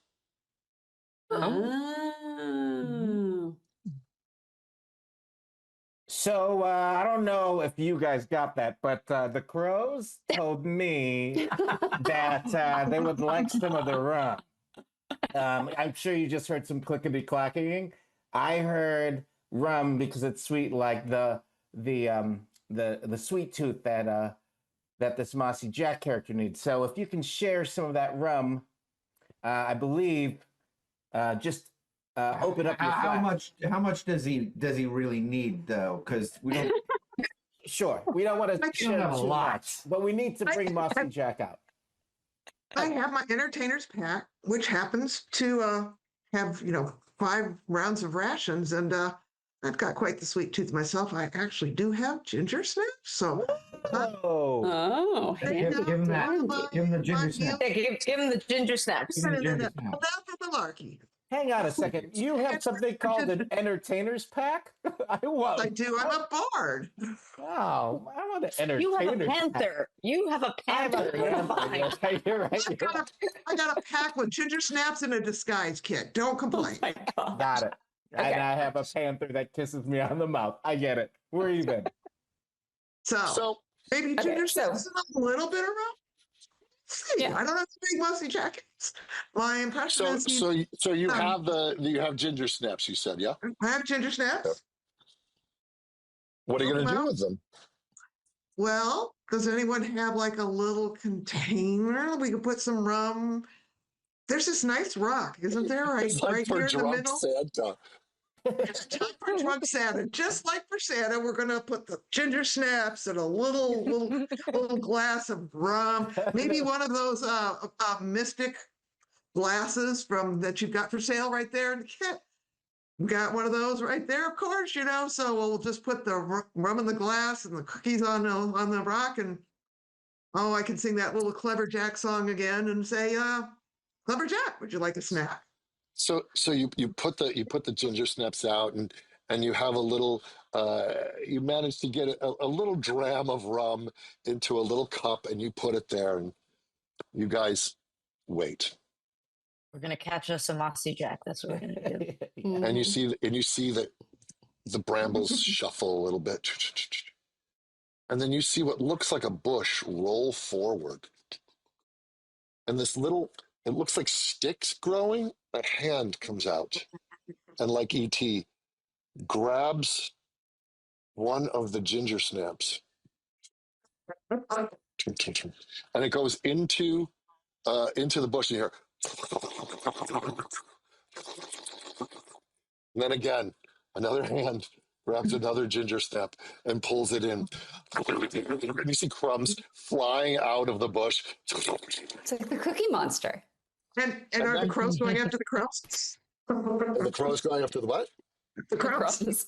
The crows, The crows are flying. The crows are like in there going like. They're like the hand is slapping the crumbs away, or slapping the crows away, like nine.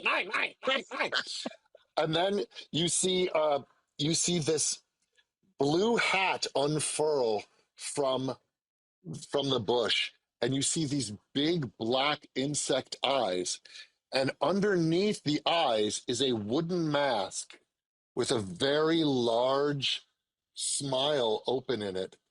And behind it, you can kind of in the shadows see teeth. And it grabs another ginger snap and throws it into the hole in the mask.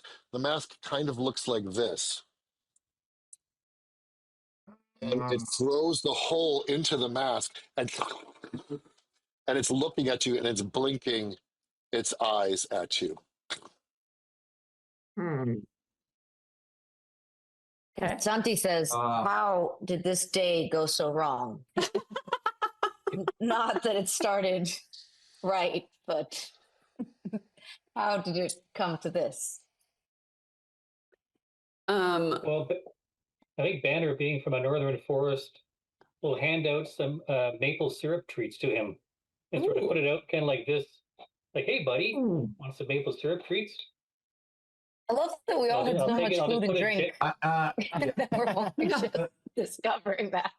So I think Malarkey is going to just sort of step forward and just cut to the chase and say, one, what happened to the village? And two, where'd you get that hat? There he is.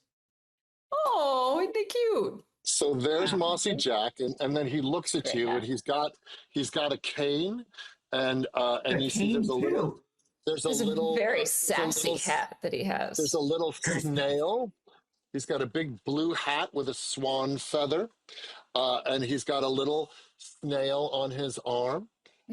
And he looks at you, and the crows lean over to the ranger and go, "Steal his smile. Steal his smile." Steal his smile. And he's just sort of cocking his head at you. So his mask. So we take his mask. So can I use one of my cantrips? What would you like to do? Yeah. I would like to send a telepathic message to Aaliyah and ask her to make a feint toward him, like distract him. And then I'm going to use my sleight of hand to snatch that mask away from him. I love that. So roll me. Guys, I don't know if you heard, but the crows talked to me and whispered some stuff. Did you guys hear all that by any chance? Yeah. Anyway, tell us again. Tell us again. Anyways, crazy. We got to steal that smile. Okay. Cool. On it. I feel like I talk to these animals and I forget to tell you guys what they said. Well, they said it early on when you were translating in the village. We're with you. Yeah. Okay. Just making sure everybody's on the same page because we are a team. So roll me an unarmed strike because you're just going to be lunging at him. Okay. So roll me a d20 this is for Aaliyah. So Jeri, roll me an unarmed strike, like you're going to feint to do it to see what he does. I'm re-rolling that one. Okay. So thank you, SG Comics Hall. Okay, we'll be re-rolling that sucker. And yet again, so thank you, Unknown Ranger. And thank you, CMMSM. We'll be re-rolling again. Okay, that's a 15. And what is it? What am I looking for? 15 is plenty. 15 is plenty. Okay. So you roll a 15, and Mossy Jack gets spooked because this very tall, blonde elf sort of lunged at him while he was enjoying these maple snacks from the north. And so what do you want to do? To L'Oreal? I am just going to, because he's lunged backwards. Yeah. He's kind of got the mask up in one hand. I'm just going to away from him. Well, this is me holding it on. It's tied to his face. Tied to his face? So roll me a sleight of hand. All right. I did actually, and I did a re-roll thanks to Quarter Square X. And so I've got a 15 plus my sleight of hand is 3, so that's an 18. Yeah, that's an 18. So you managed to snatch the mask away from Mossy Jack. Give it back. Put it back. And so... Until we're done. I'll have it back when we this Mossy Jack was made by Tilly Stashwick. Wow. Tilly made that? Tilly made this. This is her jam. And Tilly is his daughter, and she's a genius. there's a lucky person out there who could go home with Mossy Jack if they wanted. Wow. And he comes with a stand.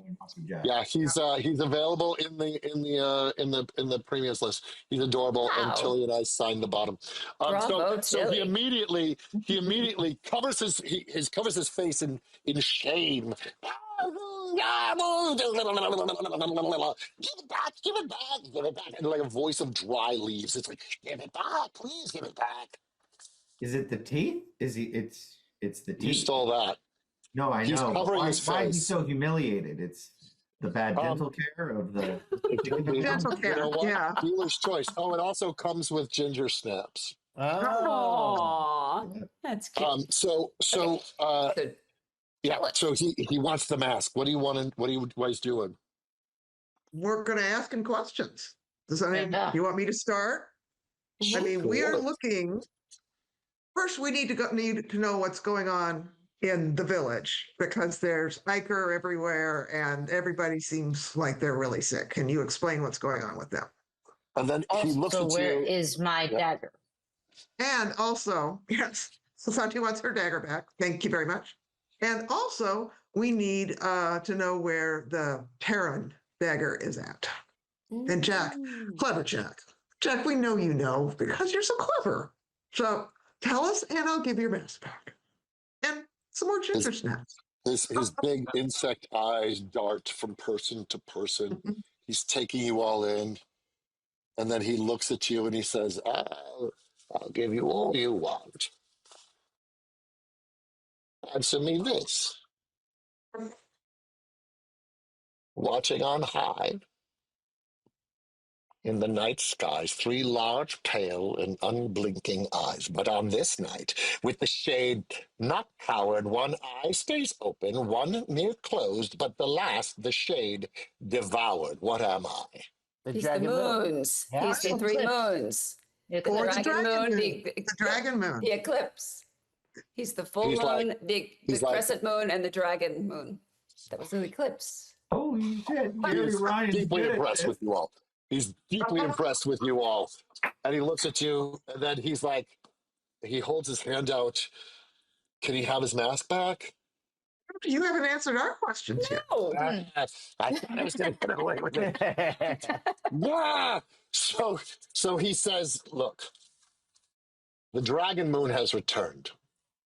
The dragon moon is only shown in the sky once before, or every millennium, right? Every millennium, the dragon moon happens. It's the configuration where one moon is crescent and then the far one is eclipse.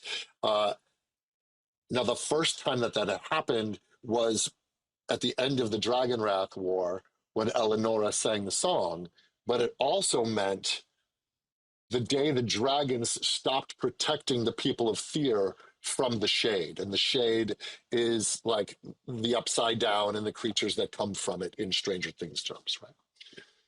He goes, it's back. This occurrence has happened again, and it's lasting for a few days. So the thin places between the shade and the land have become thinner. He says, Rexon, the Lord of Rot, has risen. The shade spreading from where he stands, corrupting, twisting, blighting all it reaches. Food, animals, people, anything it can see. He says, you must blind the Rexon, Lord of Rot, to stop the blight. Send him back to the shade. But do it fast, because if you remain in the shade too long, you will become like him. And then his hands disappear into his body. And you hear sort of rustling around. And he looks up and he kind of sheepishly hands Santi her dagger back. And then he sheepishly hands the Terran dagger back to Dilly. And then he bows his head and holds his arms out for his mask. I would like to trade the mask for the hat because I want that hat. I'm going to get that hat. Roll me either, how do you want to do it? Persuasion or entertainment? like performance? Well, I mean, Mossy Jack, you think he likes a good show? Or you tell me. What do you want to do? How are you going to want to work this trade? What would I perform for Mossy Jack? You tell me. Well, I think I'm not malarkey. I don't know what he would do. I just think I just want to be persuasive in my. Okay. Roll me a persuasion check. Okay, from the 20. Yep. Roll me a d20. Okay. Okay. I'm gonna re-roll that thanks to somebody. Thanks to Hito, and then I'm gonna. What is that? I'm gonna re-roll again. Thanks to Jenny. And I'm gonna re-roll. I think that's a 1. Re-roll. I think I got 1 re-roll left. We're at 17,007 people. Yeah, I got 1 more re-roll. Okay, I got a 14 plus my plus 1 for persuasion, so 15. I just looked my persuasion up. It's -1. Mossy Jack looks at you. It's not your job, Aaliyah. You smack people around. Yeah, right. He looks at you and he holds his hand out for the mask, and he reaches into his mouth, and his hand comes up behind the back of his hat, pulls it through, pulls his arm out his mouth, and offers it to you. Wow. I just want the hat. So Are you sure you want it? I'm going to take the hat. We're going to hand the mask back. I'm just going to fling a little saliva off of it. Wow. I'm holding it. So you no, the mask. He's flinging the saliva off the hat, and are you going to hand the mask back to him? Yes, I am, because I made an honest deal and he kept his arm, his part of it. So he ties the mask back onto his face, and then he reaches into his mouth and pulls out another hat. Well, wait, what color is that hat? It folds into a tumbleweed and rolls back into the forest. But I still have the blue hat. That's awesome. Okay, all right. Well, you have the blue hat with a swan feather. Hey, That's fantastic. That's what I wanted. We're good. You got it.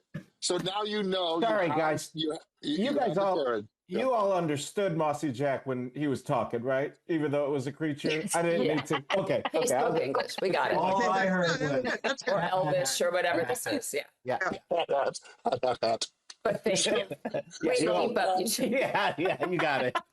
You were now told that he told you that the Lord of Rot has risen, and in the telling, he told you he is in the cornfields.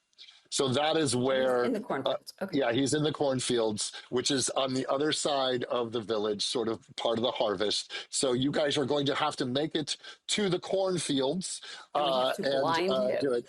And you were told to blind him to send him back to the shade. And with that, I think we're going to take a 5-minute bio break so you guys can go shopping. Mossy Jack is available for you there. There's other great premiums available for you there. Where is the shopping? Where's the shopping? Oh, I don't know. Ask the chat. They will tell you. I don't know personally. It's in the thing. It's in the thing. Chat. Where's so if somebody wants to put a link to where they can go shopping in the Tiltify, I don't have it on me. It should be put in the chat. Yeah, I can I say what one of the things is in the shopping? Can I say before we take a break? Yeah, go ahead. One of the things in the shopping is my actual ticket. Sold. Oh, it's sold? Sold. Oh, it's gone? Oh, gone. It was sold. I know. It's my ticket from the Picard premiere. Yeah, some lucky winner got this. Oh, wow. Yeah. So the Chonkies are still available, and the Titan posters have sold. Wow. So there is still stuff available in there. The link is right there, Terry. We're going to take 5 minutes, try to keep it under 10, as they walk their way to the cornfield. Oh man, somebody bought it. We'll be back. And we are back. Yay! I hope everybody has gotten their beverage. I have gotten mine. I just want to show a couple things that are still available. I feel like I'm doing a home shopping network. This is an amazing Dungeon Master's bag. Oh, it's super cool. It's really cool. And this was handmade by Real Motley. And it opens this way, but wait, it's not just a bag. It's But also wait, there's more. it's a Dungeon Master screen. No, that's And backwards. There it's you go. pretty great. I'm showing you what the player would see. And this is where you keep dice and pencils, and you can put maps and things like this, and it holds books and whatnot. But that's not all. It's also autographed by Terry, myself, and Jeri. And this is available right there. Rio Motley makes these amazing props and things, and this is one of a kind, folks. And it is for the game. It says Legends of Eleanora. It's vegan leather, and it's very hardy, and it's awesome, and that's available. Also, there are 4 Murder on the Titan A games signed by Terry, myself, and Jeri. There's three Murder on the Titan A games signed by me, myself, and Jeri. This is by I don't even have one of those. I don't either. How cool is this thing? So go bid on them. What were you? I was shopping during the break. So there's 3 of these available, and so those are awesome. This is also a cool thing. So Converse put out a line of Dungeons and Dragons shoes. These are size 13. So if you got a big person in your life, they're so very cool. They've got like a wizard that you would paint on the side of a van. Oh my God, that's cute. And they have, and they're all D&D, and they come in this box that looks like a mimic. They're size 13, never been worn, and I could sign it with a paint pen. So these are still available as well. So go out there, have fun, donations, and then Eugene's Chonky just sold. The Cerrito. Oh, so the Titan is still available, people. The Titan is still available. It's still available. Yeah, I know. Dude, these things are beautiful. They are Cherry's so Titan and my beautiful Titan. in person. They're beautiful.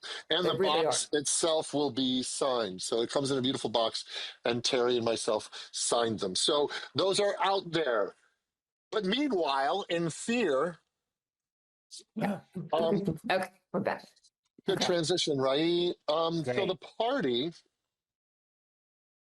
made their way out of the Kelly Brambles, and night has started to fall. They have moved past Madalena Hollow, and they are approaching. Holy smokes, Jeri! You just got a ton of rerolls and a bunch of advantage. So if you die during this game, it'll be a miracle. Melissa, you just got a ton as well. Eugene, Thank you guys. I got a bunch. Rio Motley, Jenny Johnson. Thank you guys, because it's about to get dicey. Oh. What? Terry, that you just sounds got threatening.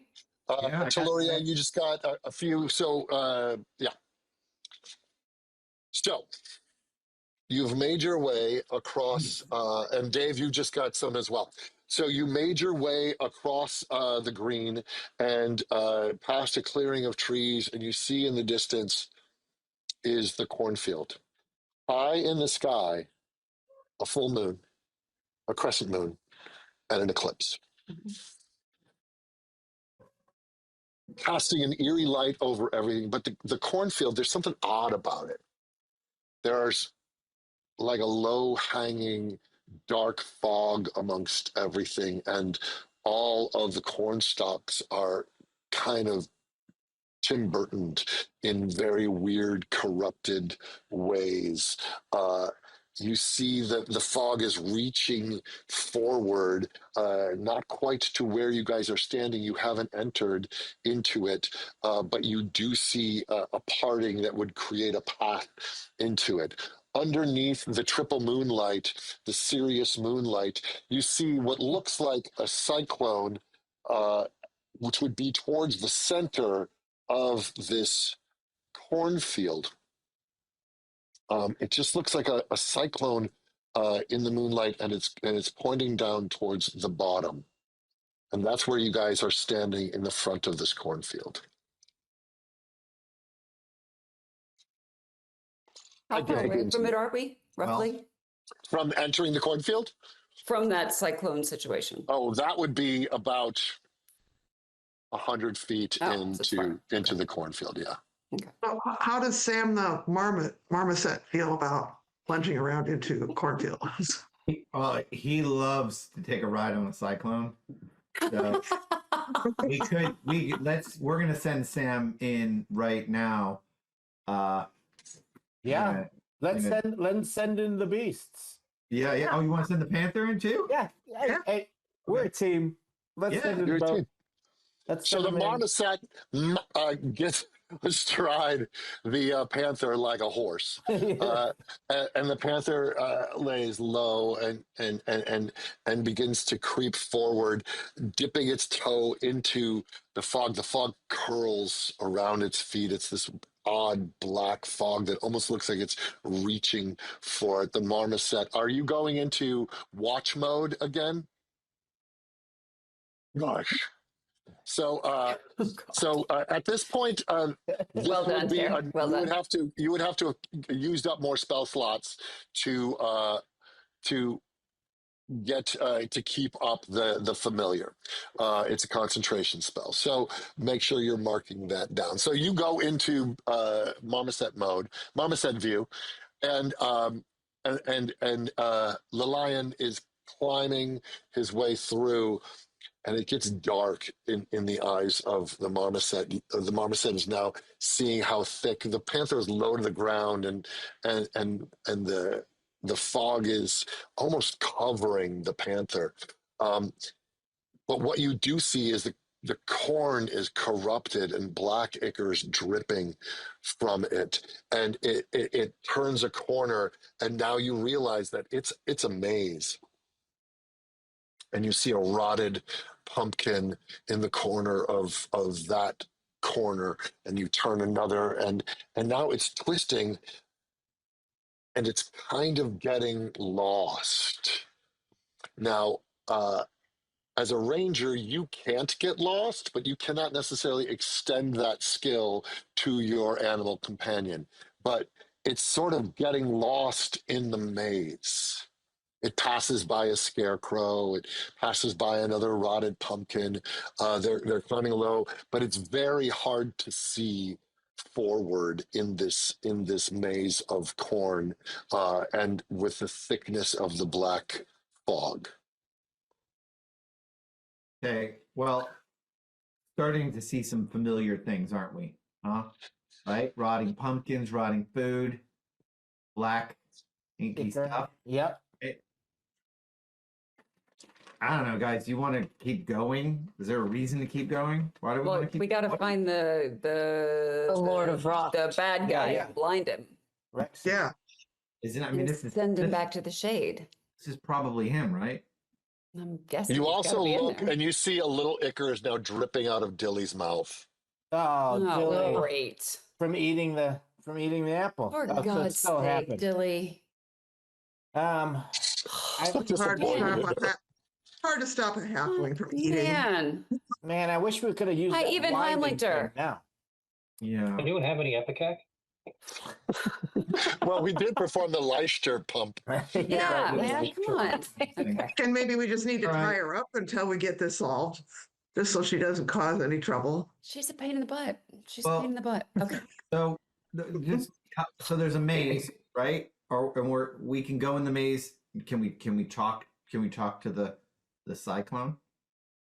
You have not been able to. You'd have to get through the maze to get to the center. Your animals seem a bit lost in the maze right now. They're not able to get to the center right now. I see. But that's the animals, because I can't use my abilities. But how about... You can't transfer it if you yourself went in, you can't get lost. Okay, let me go ahead. Okay, well, let's go. And I can see, I have dark vision, so I can see up to 60 feet.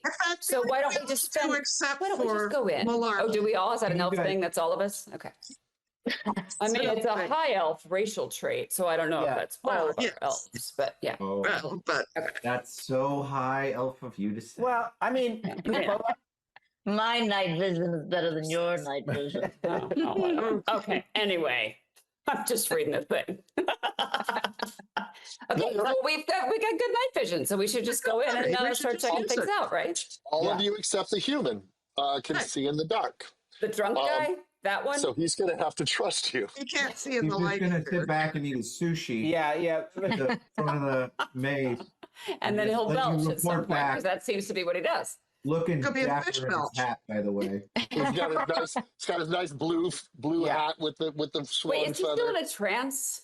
Can he untrance himself I and don't get his know. bonus set? No, they got lost. I think got lost. They So got lost. So boom. We need just someone to disconnected. Okay. we need someone to watch Dilly while we go in, right? I'll Dilly's chill. not coming in with I'll us. chill with Dilly. Okay. Yeah, let him chill with Dilly. We'll have the human chill with Dilly, He and Dilly will chilly. and the rest of the elves, half elves, head into the maze All right. with our night vision and Forging ahead. and So you leave the cowardly human out. yes. Yeah. I'm sorry. All right. So you guys head into the maze, and the ranger is leading because your ranger can't get lost. And the moment that you cross over into this black fog, you guys just feel a little woozy. I need you to roll me a wisdom saving throw, all of you, except for Malarkey. You does not need to. That's D20. Mm-hmm. Guys, we just broke 20,000. We just broke 20,000. No, yay! Thank you, Let's guys. head towards 30, folks. Let's head towards 30. I am re-rolling again. Yeah, Flint Flon Mike, I'm re-rolling. So thank you, Mademoiselle KDC. I remember you. I've met you. Ooh, I am, 20. You got an natural 20. Everyone who's giving me So yeah, re-rolls. you managed to sort of stave off. You sort of feel the black fog reaches up to you like hands, but then you manage to push it away with your mind. If you all rolled above a 15. I rolled a 19. Here. Re-roll. Cool. Reroll. I'm doing a re-roll. I believe I already used some of the top re-rolls. I'm just going to shout out some names: Lady Kildana, Adam C, Ryan with an exclamation point. Thank you so much. So we're going to go ahead and roll again. We could do more. Lacey, Flint Flon Mike. Shout out to you guys. Yeah, Flint Flon Mike just saved 18. me. There it is. 18. I think it's Slim. So yeah, how we doing, Talorio? Best I got is 14. So thanks, Susan and Stuart and Patty. And somebody needs to send me some more rolls because I'll send you a roll. Can I give her one of my rolls? So you see I'm happy to lend rolls. Can I share a roll? Yeah, sure, go ahead. Otterduat gave me a roll, so I'm going to share that. Nice. Thank you. You also have people have a bunch of advantages as well. Oh, right. Well, do we use it for something like this? Thank everyone for my advantages. I don't know what that means. You can use them. Thanks, Otter. I got a 19. For combat. Okay, 19. great. So you managed to stave off Dave. How are you doing? I re-rolled thanks to Darren Davis, one of my co-playing buddies from high school, and got a 19. Nice. Okay. Thanks, Darren. So yeah, you guys managed to, you went in knowing a little bit what to expect, thanks to your encounter with Mossy Jack, who's going home to a lovely person, thank you, out there. And you all managed to, you felt those hands creeping up to you. Malarkey sort of watched it from afar and he's like, oof. And you push them down, so they are not able to grab a hold of you just yet. So you're moving your way through the maze, and that cyclone, you start to hear a buzz, like a hum, as you get closer to it, and it's still about 50 feet away. You can kind of see it above the stalks, and then you see you pass one of the scarecrows, and what's your passive perception, Dave? Passive perception is. Oh, sorry, I just gotta find it for a second. It is 12. Yeah, so you just needed above a 10 because as you walked right past it, you see the pumpkin head turn to you. Nope. That's why you're outside with Dilly. Calm down. And you keep moving. Forward. As you get closer, you come around another corner, and then there's another scarecrow. This one has the classic burlap mask and the stitched mouth and the button eyes. And it turns its face towards you guys as well. And you see this one unhook itself from its post and come down to the ground. You hear a rustling behind you, Dave, and you kind of see a shadow moving behind you, and you hear the sound of what sounds like straw crunching on the ground and just slowly boxing you guys in. What do you do? Is it time for the light crossbow to come out? So you take out your light crossbow, Yeah. and you at the front, Elgorn, you see the clearing, and now at the center of this massive clearing in the middle of the cornfields, as if something had blown apart, an energy had blown apart a big opening in the cornfield. You see this cyclone coming to a point, and at the point about 100 yards away from you, from where you're standing, you see this shape at the bottom of this cyclone. I'm going to need you all to roll for initiative, except for Malarkey. Not me. The 20. He's still eating sushi. Right? Roll the D20 and add your initiative bonus. I am rolling again. Flin Flon Mike, thank you. I'm going to roll again as well. Eve Foxheart, thank you. So am I, John Taffarella from the USS Aaron Eisenberg. Woohoo! Security Dan, this next And roll again. is from you. I think that's we're on the wrong down, but I still Thank you. appreciate all of you. Yeah, you guys rock. Afterglow, let's go. My God, Eric. Oh, goodness gracious. Rolling again. Rolling again, Jenny Johnson. Copus family. God, I'm blowing through it now. Hannah, thank you. Copus family, here we go. Ooh, I have to roll a disadvantage. Copus family. Product. 18. 5. Security Dan, thank you. Rolling again. I'm at a 16 plus 3, so God. 19. You want to stay there? Okay. What do we add? You got a 19? Yeah. Somebody's got to go last. I think it's me. That was all Katie Carr again. Thank you. I got 18, but what am I adding to it? Your initiative bonus. It's to the top middle. 1. Rolling again. Top middle. So I got a 20. Michelle. 20. Oh my nice. God. 30, I'm still rolling. 5. Nation Geek, thank you. Banner, what did you get? This is not getting better. Camilla on the bridge, thank you. And got a 22. I had a natural 20. Nice. SG Comics. Taloria, what'd you I'm get? at a 6, and the bard tends to let everybody fight in front of her, so Perfect. You're gonna stay. What are we doing, Elia? This is my last one, and then I got to go into the advantages. This is Genghis the Siberian Husky. 14.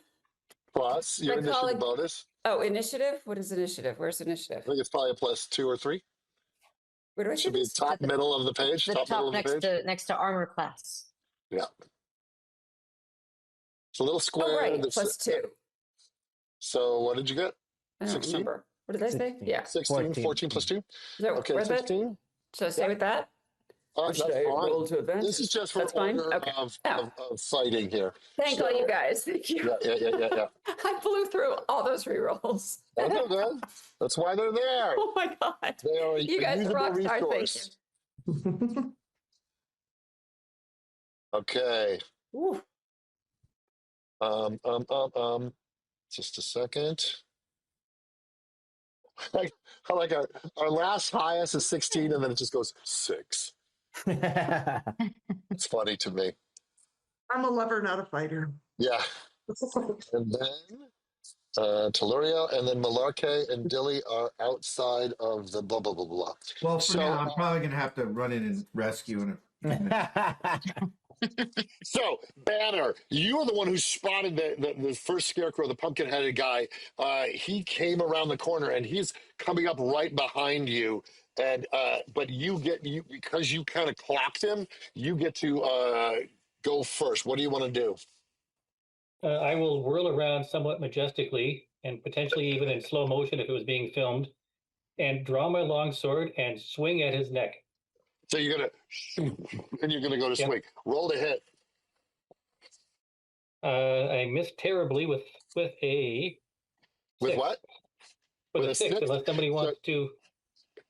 So you swing your sword. You were sort of taken aback because this thing was suddenly right up and on you, and you swing and you whip it. Now, do you want to move? Do you want to? What do you want to do? Do you have any bonus actions that you want to do?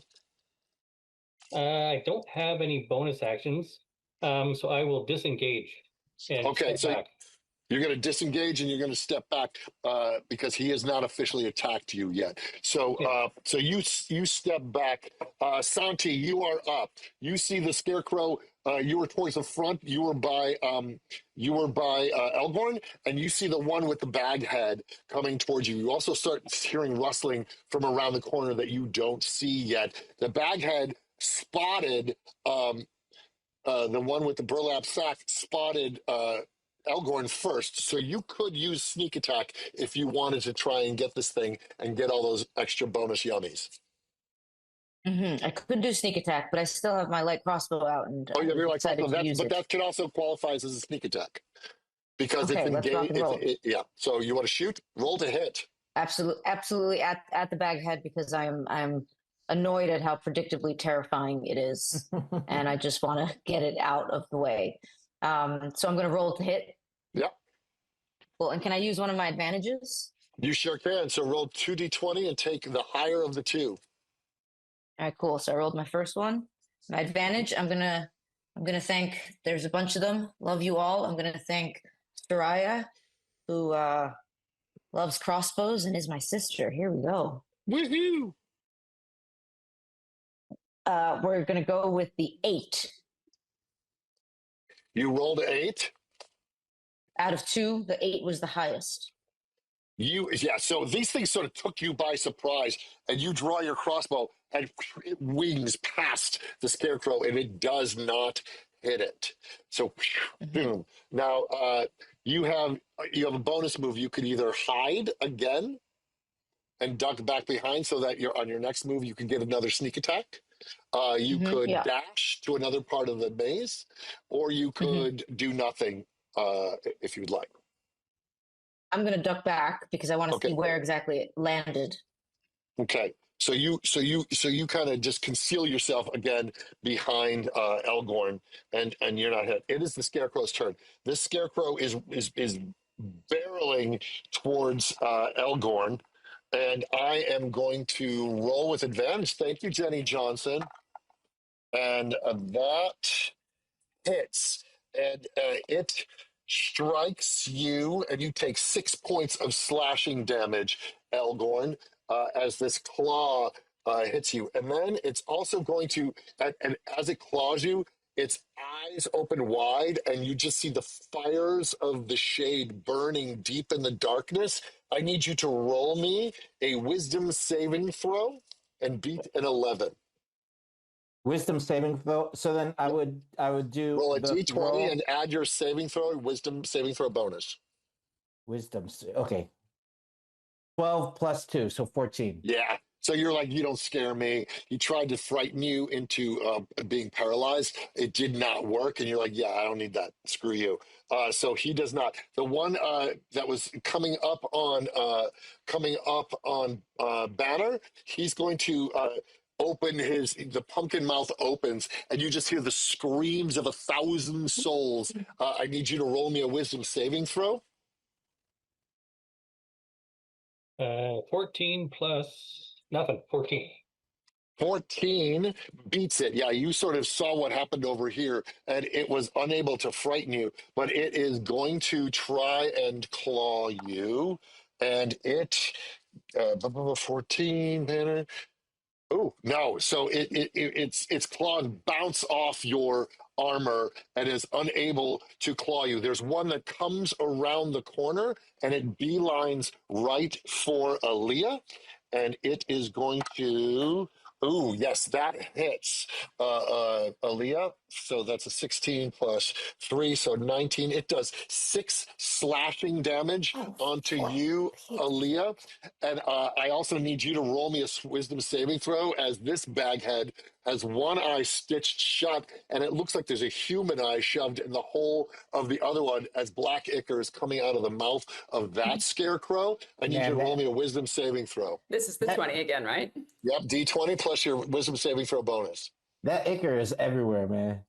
Now we're seeing wisdom. This is on the far So left the column with little all the big box that stuff. says saving throws underneath it, up the top left hand ish area. Saving throws. Yeah. So add your 0. wisdom.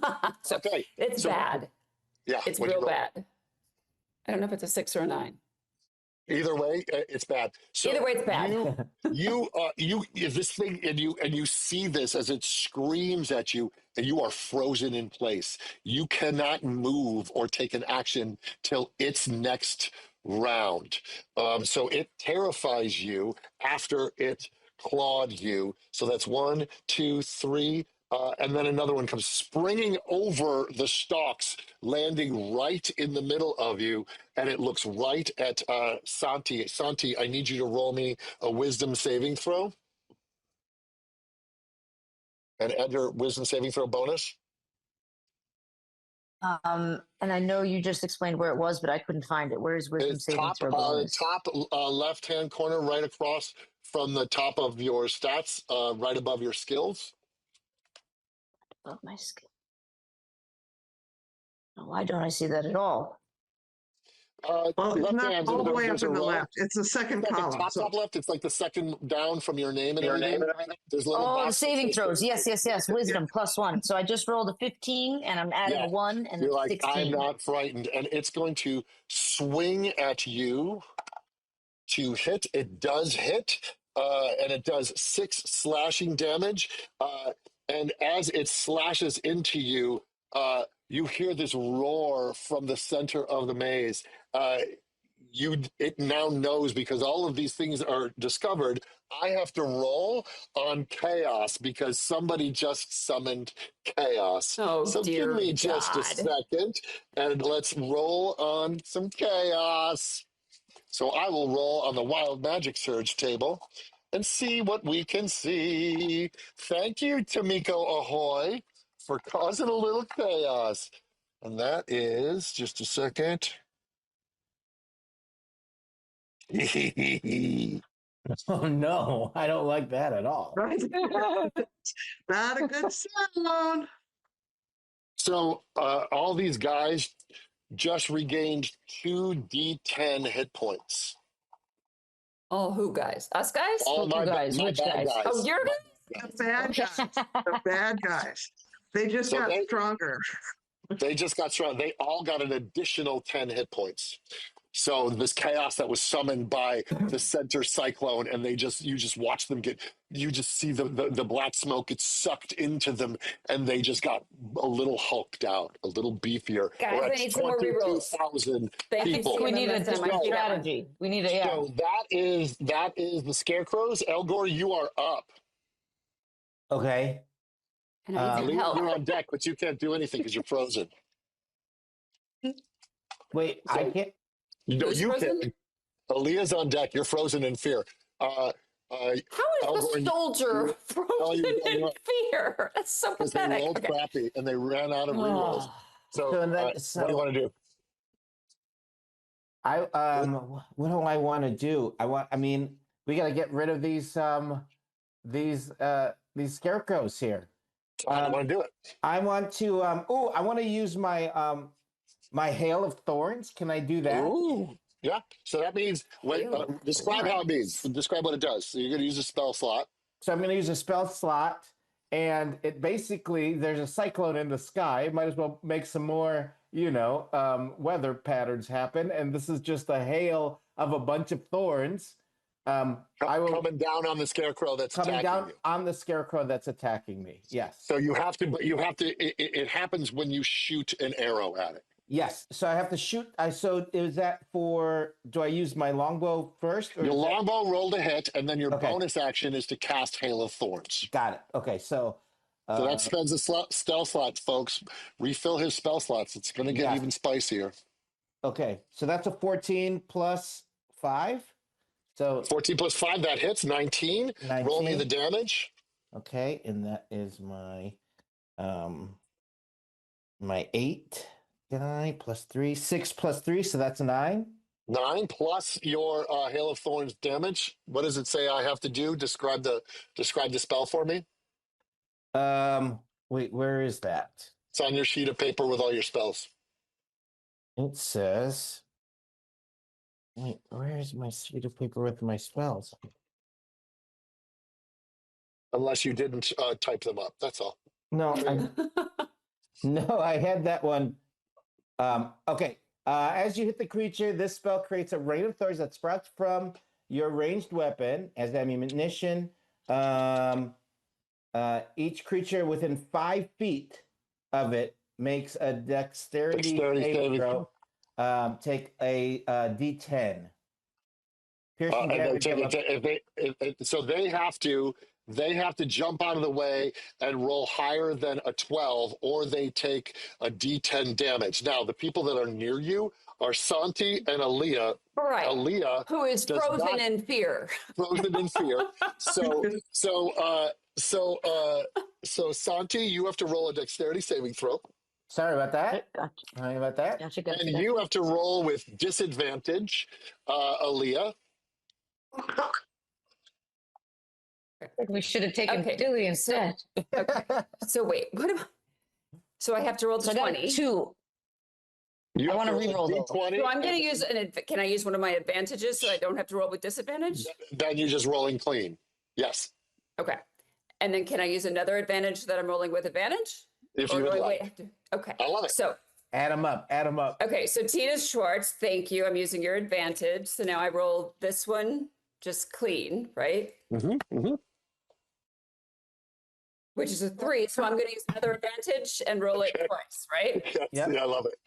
This is just while you're doing that, I'm gonna re-roll. I'm gonna re-roll D-Leighton Fawcett or Leighton Fawcett. Thank you so much. Sure. Re-roll in here. Do I roll it twice or do I just roll it once more? You roll it twice and then you see that was 11. So roll it again. 18. There we go. Okay. So you managed to somehow these thorns don't penetrate you, or does it say it takes half damage? What's it say? Piercing damage on a failed save or half as much damage on a successful one. Okay, so you get half of it. So you roll a D10, Eugene. Okay. And then what did you get, Melissa? So I first had a 2, then I re-rolled. I got a 4. I want to use one more re-roll. My last re-roll from Jenny M. Oh, 4 again, but I have advantages up the wazoo that we can use do many things. Well, that's not a re-roll. That's not a re-roll. I know that. I know that. That on the initial roll. So Eugene, roll a D10. What did you get? Wait, is this which one? Sorry, am I using the wrong one? D10 looks like a drill bit. Oh, sorry, wrong one. Yeah. Okay. While Eugene is looking, guys, save me with some re-rolls. Come on, 5. come on through. We're at 22,000. So Aaliyah, you get 2. Aaliyah, you get 2 points of damage. Melissa, you get Santi, you get 5 points of piercing damage coming off this thing, and the creature got 5 points of piercing damage as well. That's it. All of that. You rolled a D10. So wait, sorry. What did I get? I'm sorry.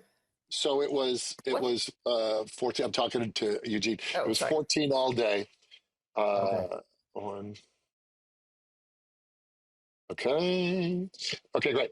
So you take 2 points of piercing damage from the thorns that came off of his thing, and now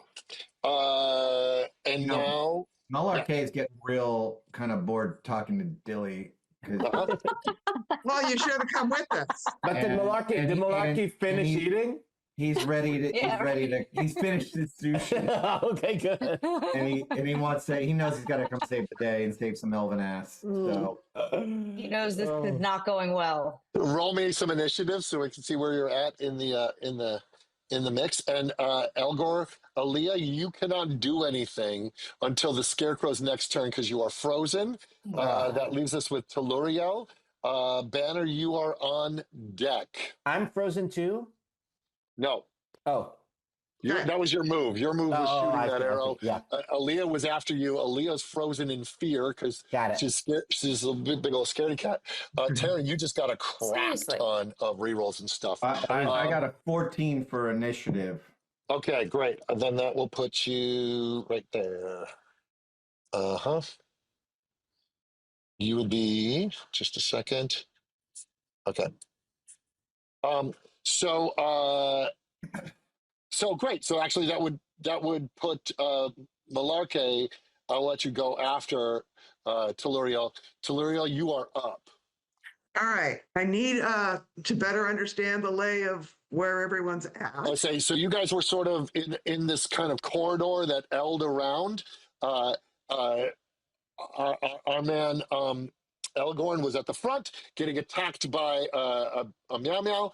Behind him was Santi. Behind them was Aaliyah. You were kind of bringing up the rear with Banner. And then Scarecrow's coming from the back, Scarecrow's coming from the front, Scarecrow's coming from the side.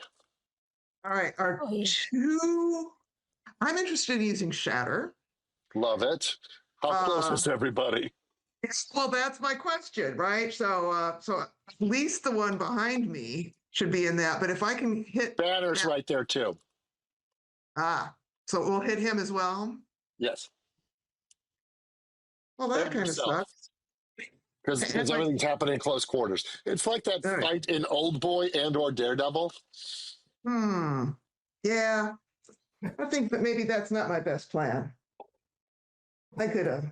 I like the laughs of recognition. Thank you. I do it for very few, but I do it. We're at $23,000, people. All right. All right. All right. All right. Then I think I'm just going to switch and I'm going to throw some vicious mockery at the one behind me. Okay. Tell exactly how that's going to work. That's a wisdom saving throw on my part, I believe. Yeah, let's see. Vicious mockery. It must succeed on a wisdom saving throw or take. So I have to succeed on a 13, and I got a 17. So how much damage? I take half. Yeah, 1d4 psychic damage. So roll it. Yeah, and disadvantage on the next attack roll it makes. But I succeeded on that save, so I take half damage. Mm-hmm. I take half damage because I succeeded on that roll. So roll the d4. Yep. There you are. That's a 4. So you take 2 points of damage. 2 points of damage. It's better than none. Yep. And let's see. Excellent. What did I say? Yeah, tell me. I did you want mock? to say those.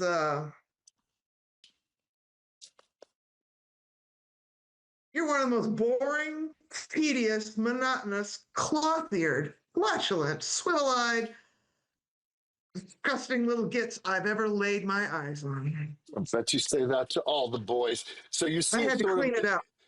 You see, like one tiny little ichor tear drip down his face. It's just like, why you gotta?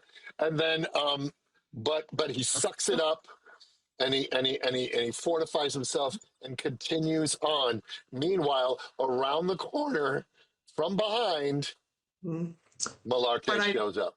But I do still have a reaction available. You can take a reaction's on an attack. You have a bonus action if it qualifies.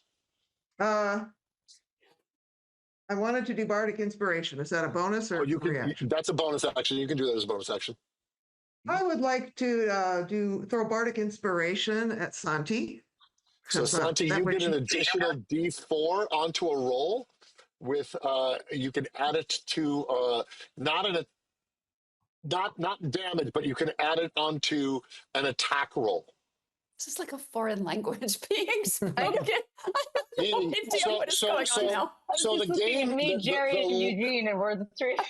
The lore says the bard can do something to kind of judge a moment. The mechanics say the next time Santi rolls the dice, she can add an additional D4 on that to help it. So you would roll the D4 at that point. We'll remind you when you're attacking. From a story point of view, the bardic sings a little song and does something, and it sort of fortifies you and makes you better in the moment. Cool. The game works that out by saying you can add an additional D4. She sails the ship. That's why she was a pirate. That's right. She's a So pirate. She sails the ship. Cool. She's ready for so anything. you guys see in the moonlight a blue hat with a white feather coming around Oh, the here he corner. comes. And I'll be honest, you smell him before you see him, Sure. and he comes around the corner. What are we doing, Malarkey? It's a delightful musk. It's not. It's not a stink musk. It's more of like No, but like a you know cologne. it's him. You know A it's him. cologne of handsome. He steps forward. He takes off his blue hat, and a surprise to everyone is he has Santi's exact haircut, which is wow. Is this dog time? Because I just got a dog here too. You want to say hi? He is going to. He's going to pull out. I pull out my wand of wonder. Give it a little twirl. And get ready. We're Here we gonna go. launch a wand of wonder spell. Yeah, you are. So that's 2d10. I'm going to roll it for you. You tell me what happens. Okay. And that is 32 or 23. 23. All right. Well, Dungeon Master, I cast detect thoughts on the target I choose. If I didn't target a creature, I instead take 1d6 psychic damage. So you detect thoughts if you do. I was targeting the scarecrows. And what do you describe it again? It says I cast detect thoughts on the target. Okay, and then it does damage. No, just says I did. Oh, you hear what it's thinking. Thoughts, I guess. So, It's a scarecrow. you know this is like so. And I have to roll to see if I can. Yeah, she failed that roll. There she is. That's Luna, right? Or is that Gertie? That's Luna. So you cast detect thoughts on this creature, and you hear, "We will eat the world." Oh. And it's like blows you back. Like you hear the most darkest thoughts and consumption. We're doing dog time. We're hearing the most darkest consumption, and it just sends a shiver down your spine. For the usual glib malarkey, this chills you to your bones. Okay. Well, it's hungry. It's hungry. So you plant yourself and you see the self. And you see this, and you cast detect thoughts with the wand of wonder, and that's what you got. You received this thing that it's not going to thing. But what happens is once you detect its thoughts on the stick that the pumpkin is on, the head completely spins around and looks at you. It knows you entered its mind. Banner, you're up, but the thing isn't looking at you right now. It's looking at Malarkey behind you. This is my Tilly. Not the same as your Tilly, but this one's my Tilly. Sweet Tilly. So no, she's giving you all dirty looks. I want to go back to bed now. She's cute. I love her. Dogs. Dave, what are we doing? I will, with a vengeance, swing at the scarecrow in front of me. And I get a 16 plus 4 is 20. So that's pretty good. That's quite good. 16 plus 4 is 20. That hits. Roll me the damage. So 6 points of damage. Okay. And then is Melissa close enough to me that I can lay hands on her and heal her for 5 hit points? That's my bonus action. You would have to go to her. You're welcome to do it. But you'll accrue an attack of opportunity. If it's worth it to you. Lawful good paladin that I am, I will risk my own safety to give her those 5 hit points. Oh. Okay, so it's going to take a swing Love at me you. a paladin. And it hits you for 6 points of clawing, slashing damage. But you go over to, you run forward and lay hands on, and you increase, 5 points. You get 5 extra points of hit damage. Melissa, you also have an auto crit for your next move from Steph the blacksmith, who actually crafted the Terran dagger. She got you an auto crit. So you decide who you want to hit with it. and you can cause the damage with it, and it'll be a sneak attack, so you get to add all your damage. And it's an auto crit, so it will be double damage. Okay, so I'm gonna go ahead and hit the baghead scarecrow. Okay, so the baghead scarecrow's right there. And what do you want to hit it with? Because it's now closer to you. Do you want to stab it, or do you want to shoot it with the? Well, I would say the crossbow will do more damage. So it's close you know what, enough. that crossbow, It's far enough that you can shoot the crossbow at it, and you already had it drawn. Yeah, and the crossbow before didn't do what I wanted it to do, and I want that crossbow to land. It went wide. It could still hit you. It could still hit it. You just didn't hit it. But right now, you automatically hit it. Exactly, right. So I didn't do what I wanted it to do. Now it's going to do exactly what I want to do. So crossbow time. So you auto crit. Thank you, Steph the blacksmith. Roll me the damage. So I believe that is 1d. What does it say on your sheet? I think it's 1d8 plus your dexterity bonus plus 2d6. 1d8 plus 2dm6. 2 damage. Yes. 1d8 plus 2 damage. So roll a d8, add 2, and then add 2d6 on top of that. And then multiply it by 2 because it was an auto crit. I know, I'm speaking another language, Jeri. Yes, love it. I'm just like, okay, whatever. Jeri knows exactly what I'm going through right now. Oh, I do. I feel your pain. We're rolling a d8. Yeah, rolling a d8. Here, 8. Here we go. We got a 4. Add 2, 6. Now take 2 of these, or roll this twice. By the way, you guys should see the cheat sheets that Todd has made for all of us. He's got the little diagrams of all the dice. So 5 and 3 plus 6. So that's 14 times 2. 14. Tell me how you kill this thing. 20 at the baghead. Yeah. Okay, that baghead. It's been on my mind since I have entered this maze of rot and fog and darkness and hello and adorableness. A beauty. Now suddenly everything I wanted to do, I can't do it in such detail. But she can hear. Oh, okay, good. So just say it with a smile on your face. Exactly. So I've hit it with the crossbow, and it struggles, and then I take out my dagger that I lost, that was once lost, and now is found, and I go ahead and slice it once across the chest. Twice across the chest, and then it's standing there, and it's kind of, it looks like it wants to lurch toward me, but it can't do anything. And I'm just like, you know what? It's been a very, very long day, and I come in with the kill, and I bury it deep inside its scarecrow belly. So just you do that, and just maggots and black ichor and hay all just drain out of this thing as it just collapses in on itself. Very nice. Thank you, Steph the blacksmith, for that auto Thank you, crit. Steph the blacksmith. Yes. So the one that's looking at Terry Malarkey, it gives you a terrifying glare. I need you to roll me a wisdom saving throw, Malarkey.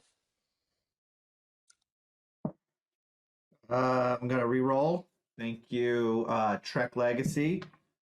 Oh, I'm definitely re-rolling again. Thank you, Aether Objects. Okay, thank you, Navigator Sunshine. I got an 18. Nice. So the 18, you beat the wisdom saving throw. Nothing can frighten you, and that's more the liquor talking. And then what do you want to... so it's going to swing to hit you. Just to clarify for a second, nothing can frighten the drunk wizard, but the soldier is still frozen in fear. Just fickle clarify. Dice. I just want to... Fickle dice. Okay. The fickle dice. So I'm going to use a re-roll. I know it's a frustrating thing, ain't it? So I'm going to use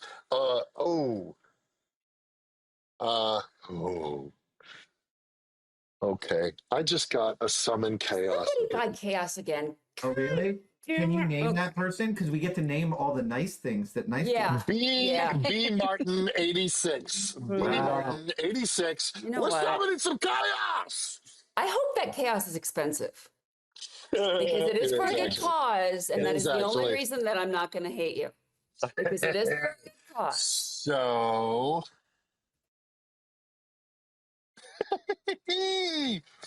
So right behind you, Malarkey, you feel a little poke in your back. Ew.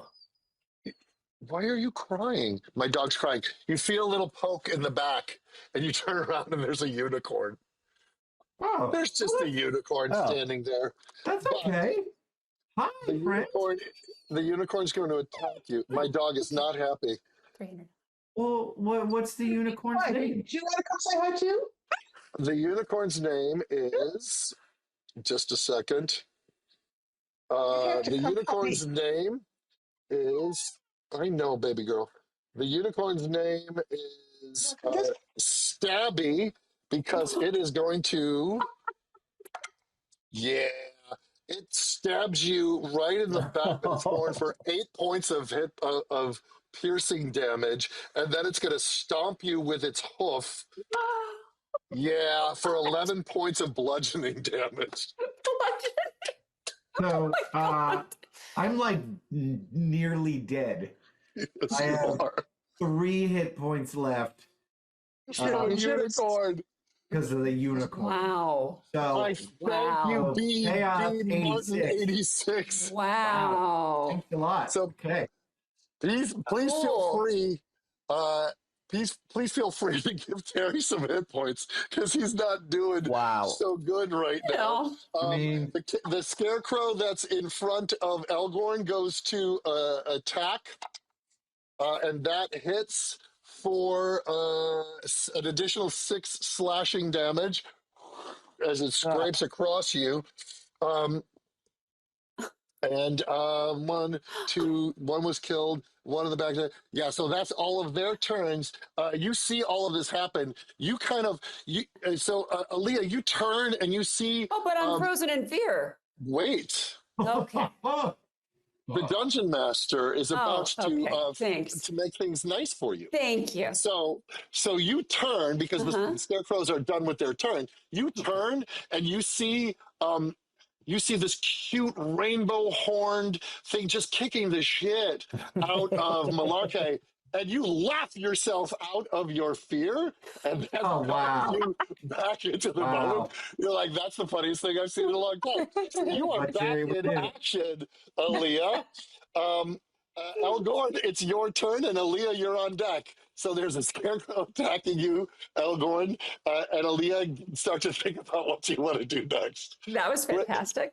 And that might have just made me actually like D&D. Okay. See? That was fantastic. See? Okay. Come here, Bella.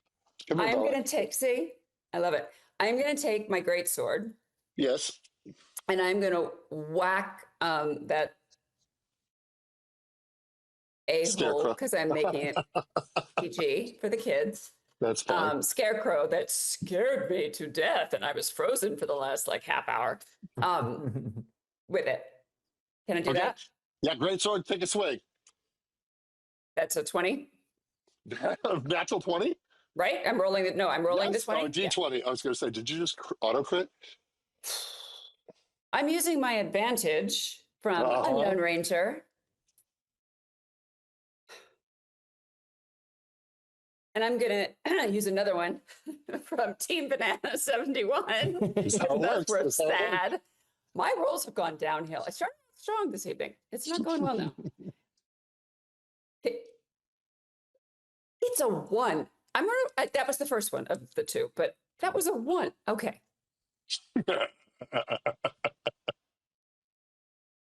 Oh, that was a look. Now I'm just getting mad because this is just obnoxious. Now I'm using another one. Can I use another one? You can burn through them. Using You got another resources. advantage from Kurgan Jones. Thank you. Because my God, this is sad. Dude. Seriously? It's a 2. What the hell? What did you do to my dice? Do you have any more left? Hang on. That one was a 16. So should I just go with that one? A 16 hits. Okay. Roll me the damage. Jesus God. Okay, hang on. All right. So those are those. Jerry needs rerolls, folks. My God. Okay. So now what am I rolling? So it should be in the box next to your longsword thing. It should be like 1d something, 1d8, I think, or something. Plus the greatsword. Yes. 2d6. 2d6. And then you can also use your action surge and get another hit on this thing. So 2d6, roll that, and then add your strength bonus. A 2. and a 1 plus 2 slashing. Okay, so a 2 and a 1, so 3 plus 2, so 5. Do you want to take another hit at this thing and use your action surge? Perfect. Yes. So what do I do? Roll this again, or I roll the 20 We just again? hit $25,000, $25,880,000, ladies and Thank you, gentlemen. guys. Thank you, Amy. Amy just pushed us over the top.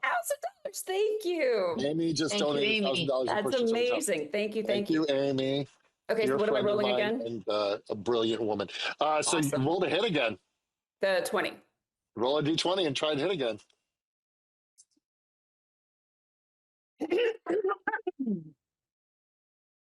Thank you, CMMSM, for my reroll again.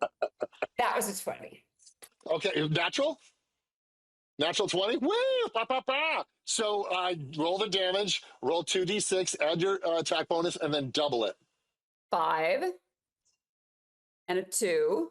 7 plus 2. So 9. So double 18. that, so 18. Tell me how you kill it. This is the little a-hole that had me frozen forever and ever, right? Mm-hmm. Okay. So I am going to swing in a huge circle with my what was this? My great sword, and I'm going to whack his head off, and then I'm going to keep spinning in a circle, and then I'm going to whack his torso off, and then I'm going to keep spinning in a circle. I'm going to whack his legs in half, and then I'm going to go back and just hack at all of his little pieces because I am so fed up. Just chopping the maggots. Me off. Yeah, I was not boom, pleased. boom, boom. So we have 2 scarecrows down, people. Elgorn, you are up. I feel better though after that. That was cathartic. How many are left? There are 2 left. All right. Is there one in front of me? There's one that was in front of you, or there's one that's way behind you. She just killed the 2 behind. So Santi killed one of them. Aaliyah killed the other one. Then there's 2 towards the middle, one towards the middle and one towards the back.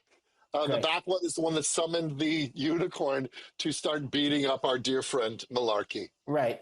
We don't need any more that can summon. So let's go after that guy with my long bow. Okay, so you're going to knock an arrow back and I'm going to knock an arrow back.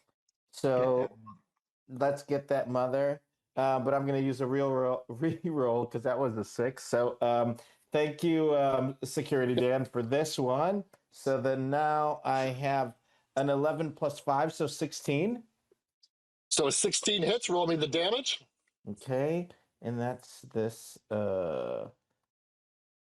That's this guy, right? No. D8. Yes, that's correct. Yeah. That's it. And that's a 7. Nice. Plus 3, so that's a 10. Nice. So the pumpkin head had turned to face Malarkey, and you just shoot the arrow and it plunges right into the back of its head, and it actually knocks the pumpkin head, which actually spins and then lands on top of Malarkey, covering his hat. So he's just wearing a pumpkin head as a hat now, while a unicorn is kicking the crap out of it. So excellent move. Telluriel, you are up. Banner, Malarkey, you are up. Oh. Or down, as it were. I mean, I've got 3 hit points left. Aww. Is that unicorn still prancing around, or is he still stomping, or did he run away? You know what? I'm going after this unicorn. Great. And I'm going to, I've got something. Are we all just looking for that? Really? I mean, I've got something called Ray of Frost. What does that do? Yeah, you do. So you would roll to attack, and then there's a description in your spell sheets that I handed you yesterday that should say Ray of Frost and describe the damage to it, what it does if you hit. But you also have a ton of rerolls, so you can give them a shot. Consult my documentation for a moment, please. No, those it. Oh, I've got some real cool ones here. I probably should maybe use. No, go on. You know what? I'd like to use Burning Hands instead. Okay. So describe what that does. As I hold my hands with thumbs touching and fingers spread, a thin sheet of flame shoot forth from my outstretched fingers. And each creature in a 15-foot cone, which is that unicorn. Yeah, it's right in front of you. and there's nothing You behind it. must make a dexterity saving throw, but unicorns don't have dexterity. Creature takes 3d6, and then it says question mark. I think an icon didn't get printed. 3d6 is a lot of damage, so let's Fire roll it. damage on a Yeah, it does failed not save, or succeed half on as its much saving throw. Yeah. So what do I want to do? I want to roll, Take the right? cube and roll them 3 times and add them up. Okay, but I can re-roll any one of these, right? Sure can. Okay. So That sounds interesting. okay, I've got 5. That's a good one. Yep. It's decent. Okay. I'm going to re-roll 1 thanks to, let me scroll up to somebody here. That's Lady Caldana. Thank you. Children at your feet. Got another 5. And my last one, I'm going to re-roll again thanks to Plow. I think that's how I pronounce that. A 6. Or is that a 9? That's you can't have a 9 on a d6, but that's cool. So 16 all day. That's so yeah. So you're going to start to cook this thing. Describe to me what happens as you start to cook this thing. Oh, I reach out. First, I grab its horn. It's a little stabby horn, and it begins to turn into ash. And then I take its head. I take my fiery thumbs and I put it right into its skull. So it completely backs away, and it just goes, "Sorry, I didn't mean to.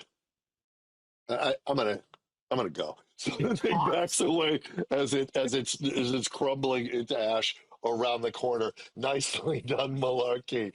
Telluria, you're up. Banner, you are on deck. There is one very bloodied scarecrow and one left, kind of in the middle by Telluria. All right. So, yes, carry on. Yeah, there's one right in front of you. One right in front of me. So I am going to throw dissonant whispers at the one right in front of me. Yes. I'm going to say, brains aren't everything. In your case, they're nothing. Nice. Nice. So that's a wisdom saving throw on my part. Yep. And I failed that. So you take What's the 3d6 damage? psychic damage. Go forth. I have 5, 6, 7, 8. 8 all day. So you do this. You cause this psychic damage in its head, and it starts to sort of shake and kind of. It's now banging against the cornfield behind it, and corn cobs are falling and dripping with ichor on it, and it's kind of caught in this weird psychic loop as it doesn't know what to do with what you just did to it. Excellent, Banner, you're up. Well, despite the abuse and the racism and all the horribleness from our rather stinky drunken mage, I will rush towards him and cast Cure Light Wounds on him in an effort to reach out, Star Trek-like, and bridge the gap between our two species. Reaching across the aisle. How about that? Yeah. How about that, Banner? And when How about that? Yeah. So 2d8, I think is what I have to roll. Wow. 2d8. Oh, yeah. So I got 1 8. Wow. And a 6. So 14 points. You get 14 points of hit points back, Malarkey, because someone saw past. All of you. Everything about you. I give a begrudging acknowledgement. A tip of your blue hat. It was the hat that won him over. My blue hat. Well, first, you got to get the pumpkin head off of it.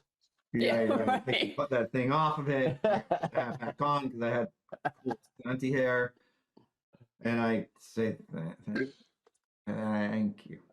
It's like the fog. I say no problem, eh?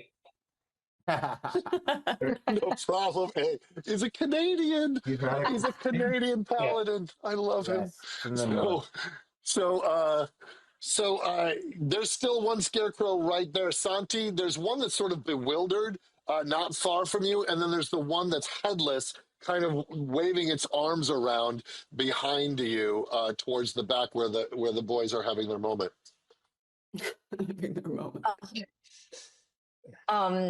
Which one poses the most danger to the most of us? Probably one right in front of you, but it's bewildered, so you can get a sneak attack. I'm gonna go with the bewildered one. And I'm gonna sneak attack dagger all the way.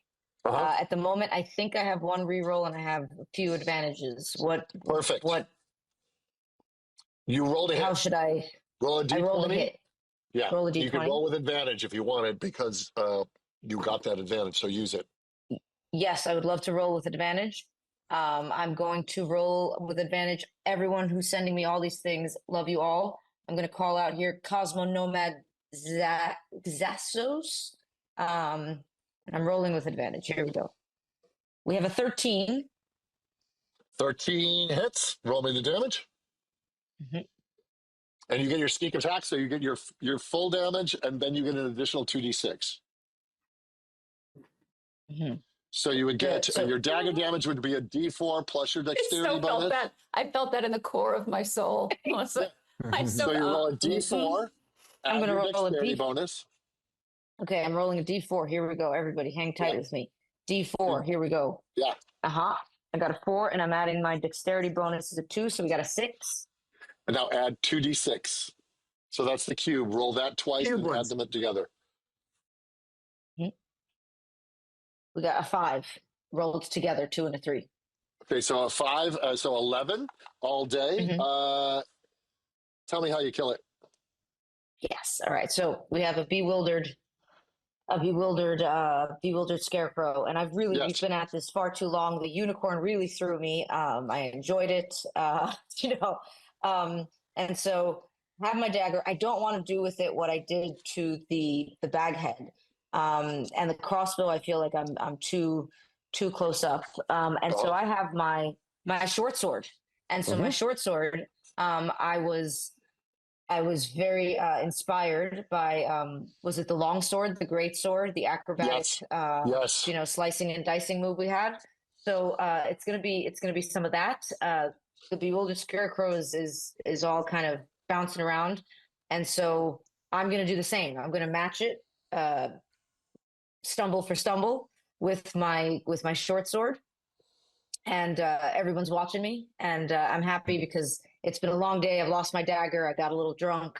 I haven't been able to help us much with Dilly, and so I slice it and up and down and all around, and I'm trying to think of can you just describe really quickly to me what else does it look like, the bottom part? Well, you've just sort of shredded the scarecrow. It looks like Ray Bolger. There, go kill it. Fantastic. All right, fantastic. So it's just a shredded mess of ick, and that's it, and it's done. It's like a maggot-covered Ray Bolger. So boom, boom, boom, boom, boom. So the other one that was headless sort of realizes it's outnumbered, and it just kind of sneaks away past and tries to leave with the unicorn. And I'll let Banner take an attack of opportunity. Roll ahead. I got a 2, so I'm going to roll again. Thanks to pointy ears. Yes. Live long and prosper. Oh, a natural 20. There we go. Woo! Let's just tell me how you kill it. As it runs away, I grab it by the shoulder, run my longsword through. Maggots pouring out the front of its chest. I did that just because I knew Jeri would have that reaction. Thanks. Thank you for that. And it collapses to the ground, and I pull my sword out and go like this and whip the maggots off my sword. God, okay. And with that, we're going to take our last bio break before we go into the final act of this. Let's take 5, try to keep it under 10, and keep those rerolls coming in, folks. There's still stuff available. The actual Terran dagger is still available. There's pictures of it. Ooh. I posted on Instagram. They're gorgeous. Steph the Blacksmith, she made it. So let's take 5, go grab a drink, go grab some food. We'll see you back in just a bit. And we are back. Wow, we did a tally while we were out, and oh my goodness, folks, we are over $37,000. $37 Yay. because of you guys out there. Thank you guys. Helping us out in the game, helping us out and getting some amazing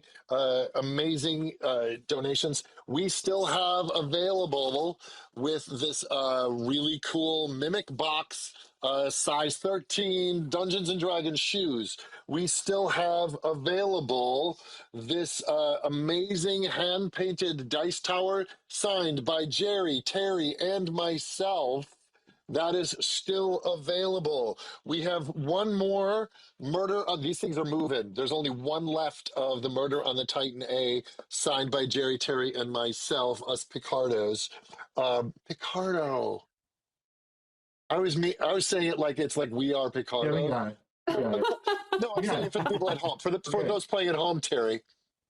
For those playing at home. So that's still available, and I'm telling you, the Terran dagger.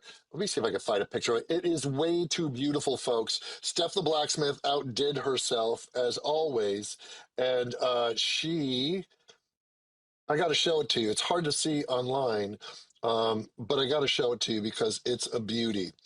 Here we go. Look at this thing, folks. Look at that thing. It is beautiful. It actually says in runes, it says Terran dagger in it. There's runes? a drag in runes. Wow. Yeah, it's in runes. And in the hilt, at the top of the hilt, is a dragon emblazoned. This is handcrafted. This is the Terran dagger that was given to Tilly, lost by Tilly, given back by Mossy Jack. So that is still available. And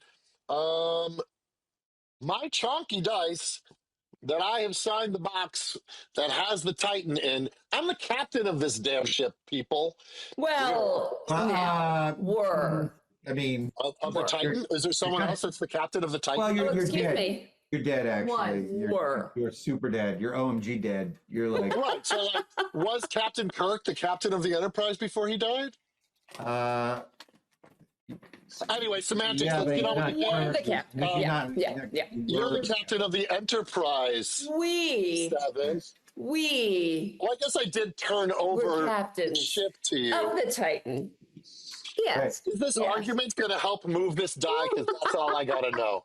That's all I got to know. We just had a nice nerd argument about... You know what? I'll sign the damn thing, too. Both captains will sign the damn thing. Did you hear that? I will bring it over to Jeri, and she will sign it. And so when you look at it, actually, her and that is true. We'll both and sign it. when you look at it, you'll be like, "Oh my gosh, that's the Enterprise." And or the I will Titan. recite the first episode of Star Trek Legacy to whoever buys it. Oh. Are you good at reciting? He's got it written. That felt like bullshit. He's got it written. So that's Interior, Shaw's funeral.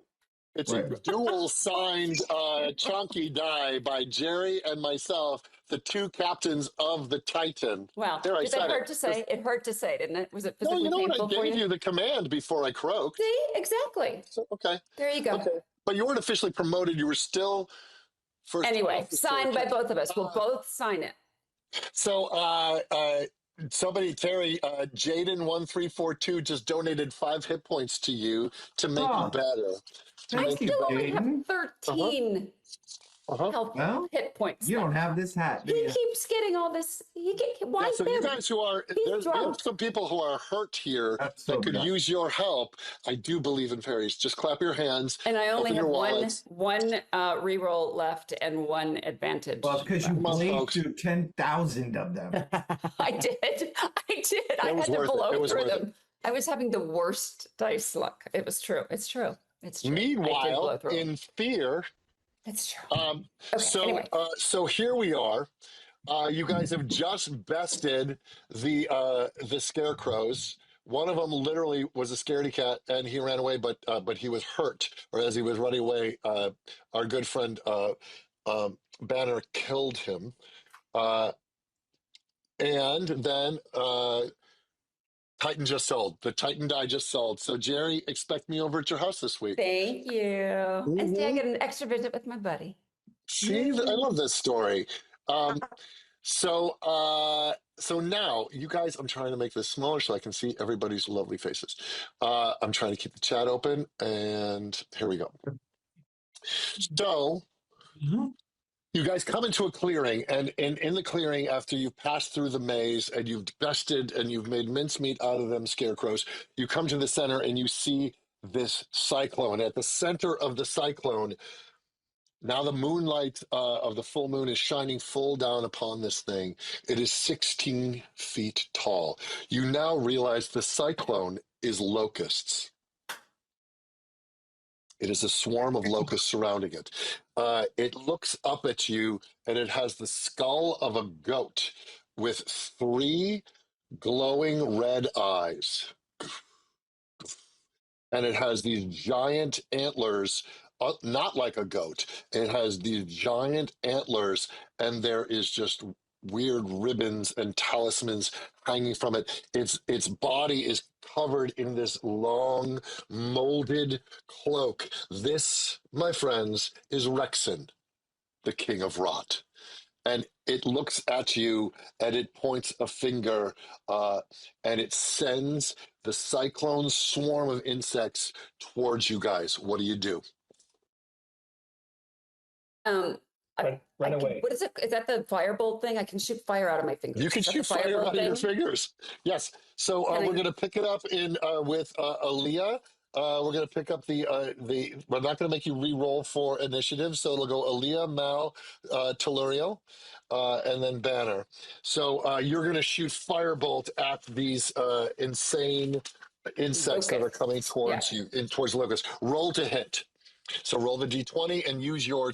It should say firebolt underneath your thing. I'm going to re-roll. Because yet again, that was a very sad number 9. Do you have a re-roll left? I do. I have 1. Revka, thank you. 18, much better. And then +3. You know what I was forgetting? I had all those greatsword things. I had a +4 for all of that, but I didn't do it. Anyway, so yes, there's a +3. So really, it's Melissa, you just got a ton of rerolls. Eugene, you just got a ton of rerolls. I just got a few. Thank you, guys. Jeri, you just got a bunch of rerolls as well. Keep them coming. Thank you, guys. And I think some people may need some hit points out there, folks. Terry, you just got a bunch of rerolls. We do. Okay. So roll me the damage. Okay, that is 1d10 fire. 1d10 is this guy. So the d10, yeah. No, that's the 12. This is the d10. Yes. The 10 looks like a drill bit. Yeah. 8. 8 points of damage. So you shoot fire, and as all these insects are swarming towards you guys in the tri-moonlight amongst the black ichor of the corn stalks, the first wave of these things just burn up in flames, and they drop as so much popcorn to the ground.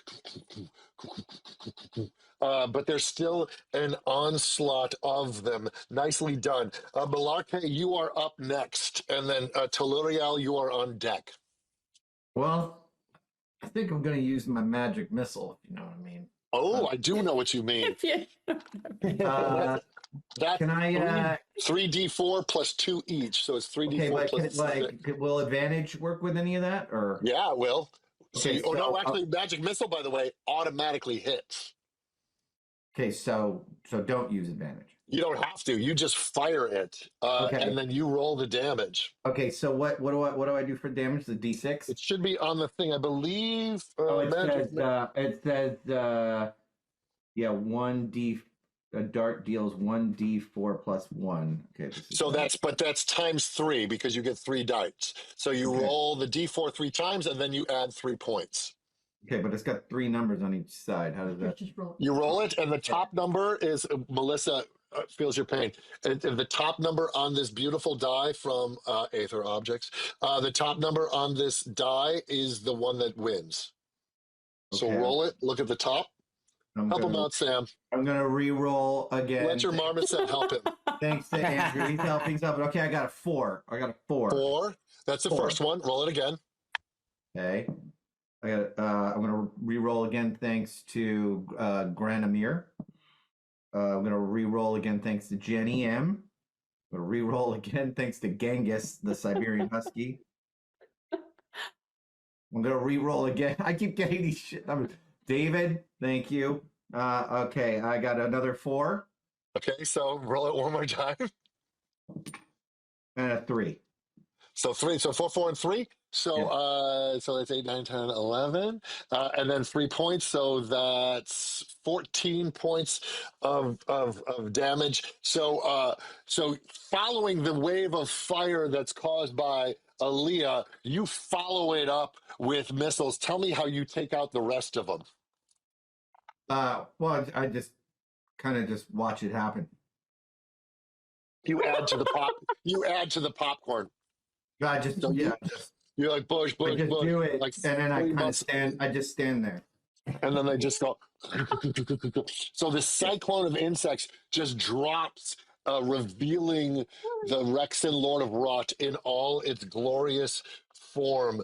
and then Delorean, I'm like, see, you're not so bad.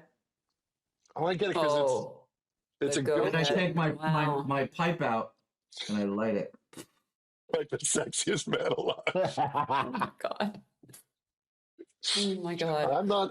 Stay thirsty, my friends. So, Delorean, you are up. Banner, you are on deck. I think I am. What distance am I from Lord of You his guys are. Rotedness? He's like 40 feet away from you. Cool. He's in range. I'm going to throw shatter at him. Ooh, off to the races. Good. Yeah. And I have to roll a Constitution saving throw. Saving Yes. throw. Yes, you do. Oh, I want to win this, so I want to see what I got because I got some yummies. I do. No, people love me. Me too. Oh no! Thank you, Film Goal Fraud Project. I have to roll a disadvantage. Woohoo! Well, that's a 16.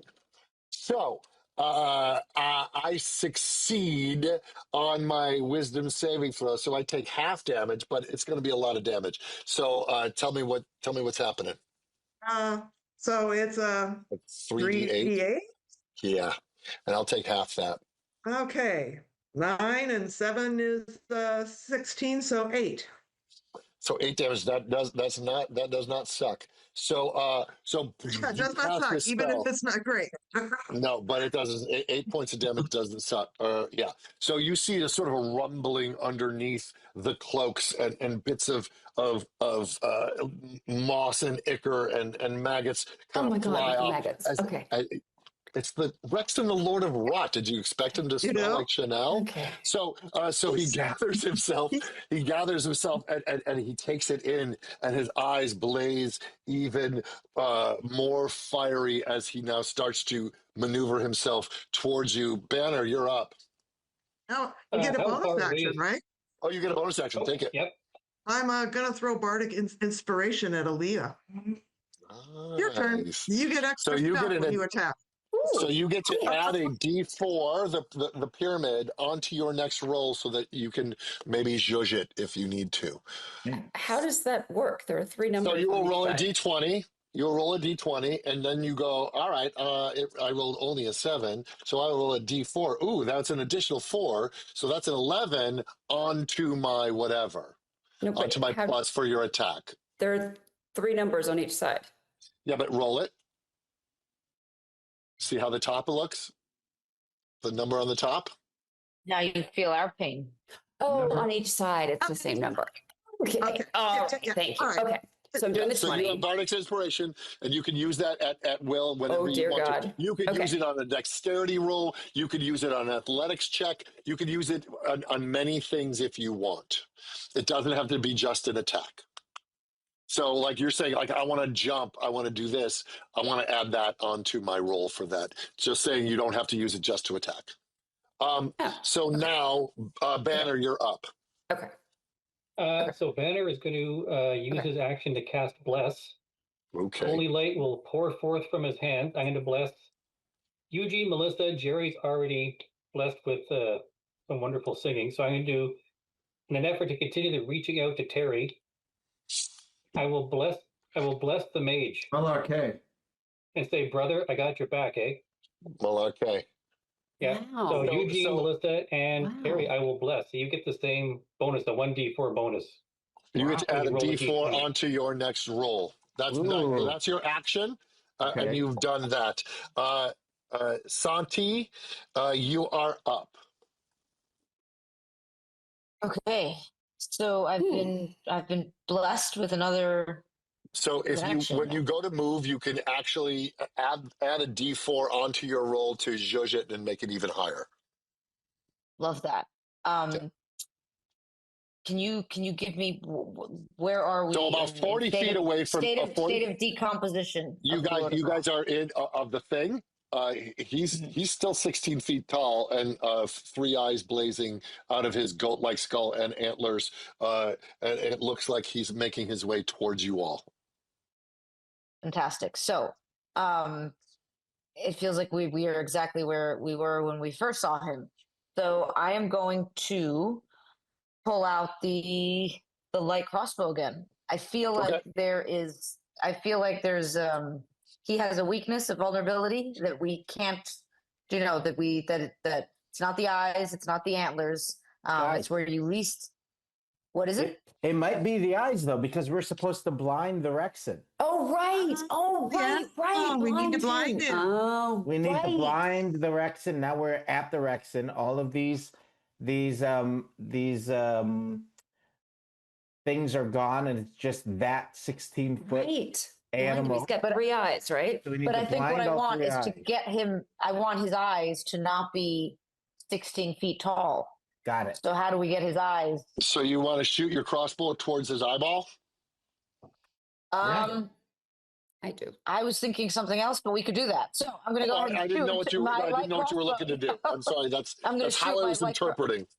I'm going to shoot my light crossbow at his at one of his 3 eyeballs. Okay. Roll to hit. Roll to hit. Here we go. And then I'm going to add on my D4. Yeah. Oh, nice. I have 18. Yep. No. Sorry, 13. And then I'm adding on my D4. Yeah. Mm-hmm. Yes. And I have 1. So it hits. You shoot, and the crossbow goes like this, and it heads towards the eye, and it goes right to the center eye, and it goes tink and bounces off. That is why my initial instinct was to not go for the eyes. But now that we've done that, what can I do? That was your action. You can take a move. You can run towards him. You can hide again. You can shoot. Well, actually, you don't get another attack. But what you saw is the eye was invulnerable to your crossbow bolt. So we need to find another way to blind it. So I'm going to run toward it. When in doubt. Okay, great. So you'll get 30 feet towards it. It is not. It's about 40 feet. So you'll get within 10 feet, and that's the end of your turn. And now it's its turn. So it sees you, and as it's coming towards you, you just see all these spores go forward at you. Fabulous. And just a second. I'm going to re-roll that. Thank you to Real Motley. I'm going to re-roll that. Thank you, Jenny Johnson. Yeah, I'll take that. And so you get 9 points of poison damage as this thing. Anything within 60 feet. So that's all of you. Take 9 points of poison damage. Then it gets another attack. You see it reaches behind and it moves forward at ridiculous speed. It moves right on top of you, and it takes out this staff made of bone, and it swings it at you all. And that hits you all for 9 points of bludgeoning damage plus 7 points of necrotic damage. So I am negative dead. I am negative dead. You go down. I am so negative dead. So Yeah. Aaliyah drops. If anybody had less than 16 hit points, they all go to the ground. Bush. Dead. So you're not dead. You're in death saves. You're in death saves. Now, the audience out there could revive you and give you hit points, but Malarkey is down and Aaliyah is down. Boom. Anybody with less than 16? Yeah, because I already had 6 damage before that, and then now this is and I was at 18, so then I was at 12. So now, yes, I'm below. So down. So Elgorn is down, Malarkey is down, Aaliyah is down. Teluriel, are you up? I think I'm up because I started with 24. So if I'm taking 16 so off, you're up, and I'm you're still got still 8. up, and you're still up, Santi. Yes. Mm-hmm. So 3 of your mates are down. Audience, if you want to pick them up, you can fully restore their health, bring them back. This would be a good time, or they will have to go into death saves, and we may lose them. It's your fault if they die. Anyway, so Banner, Santi, that was its move. Elgor, you need to roll. Are you fans? Oh, I went there. Nice. It's a fundraiser, people. We're using guilt. Come on. Elgor, you need to roll me a death saves. You need to roll me a D20, and you got to get a 10 or higher, or else you color in one of your death saves. But you also got rerolls. So what? Wait, what? You get 3 chances to try and live, or 3 chances to try and fail. If you get a 10 or higher, that's 1 towards living. You get 3 more chances. What'd you roll? Are you talking to me? Elgor. Oh, sorry. Oh, sorry. I did. I thought you were talking to. Okay. I was hoping you were not talking to me. I have to re-roll that because that's terrible. So thank you to Cavalry, and then we're going to do that one, and I'm going to have to redo that again. It has to be higher than a 10, and that was nowhere close to. I think my die is moving backwards, so troll coin. I do have one question. What part of Rexon, the King of Rot, did you guys not understand? Oh no, he's terrible. He's the king. I got a 17. Okay, great. So you are at 1 towards living. You still have to do that 2 more times successfully on your next turn. Oh, okay. Another shot. But I have to color that. You're still unconscious. Yeah, you still got to color in your death save. Which brings us to Aaliyah. You got to roll a death save. Roll a D20, get a 10 or higher.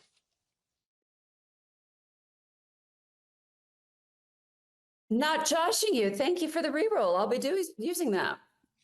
14. Okay, great. So you have 1 death save. So I color in a success? Yeah, you color in a success. Malarkey, roll me a death save.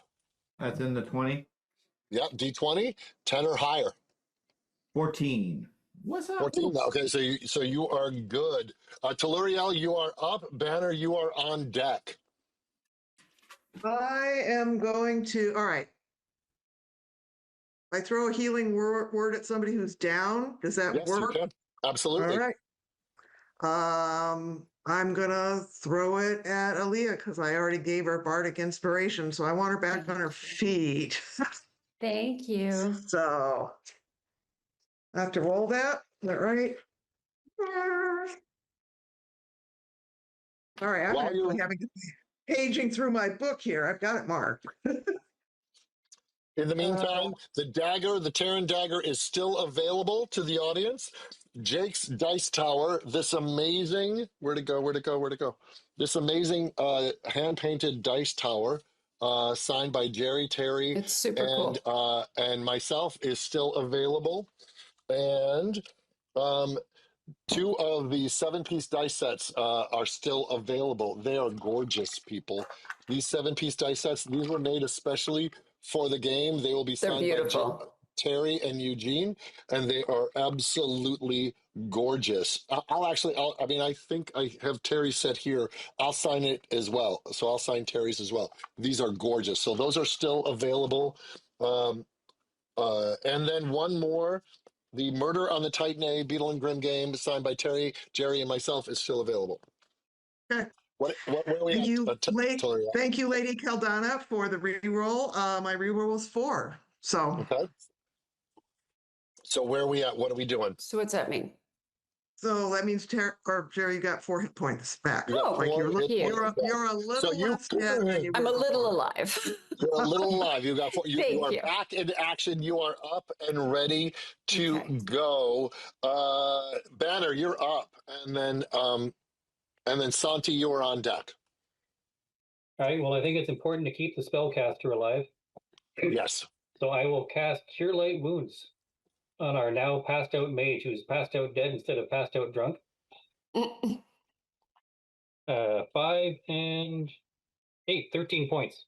You get 13 points. So you sit up back in the game, Malarkey. You are up, and you're actually like refreshed. Yeah. Like no hangover. No, like Wow. completely sober now. What is this feeling? I don't immediately understand. reach into my cloak and swig. Yes, you do. You gotta set the dials back to where they should be. Yeah. What do you want to? So you are back in action, Banner. You also feel a tug on your cloak, Banner, as you turn around, and Dilly is standing there, and she is offering up the Terran dagger. As her eyes are leaking with ichor, and ichor is dropping out of her mouth, and she hands it to you as she collapses to the side, leaning against a cornstalk.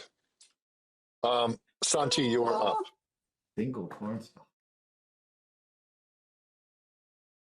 Jeri, you just got you got even more. I did. I'm more Jeri, you alive. got 10 hit points now. Thank you. I fly the ship, and thank you, Navigator Sunshine. Nice. They're bringing you guys back to life. I love it. Thank you. So I have a number of advantages, and I still have some rerolls, and I want to shout so what do you everybody want to out. do? Pico. Thank What you. would if you were to suggest something? We have Dilly is there holding out the dagger. Yeah, And she's where right did she there come next to from? you.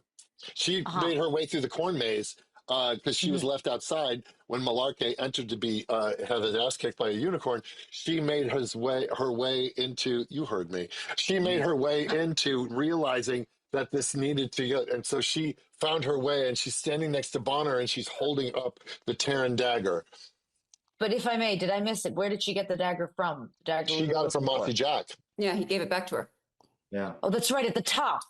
So she's now holding it out to us. Yeah, so she had it on her, and she brought it back, into the maze, and she's offering it up, and then she collapses.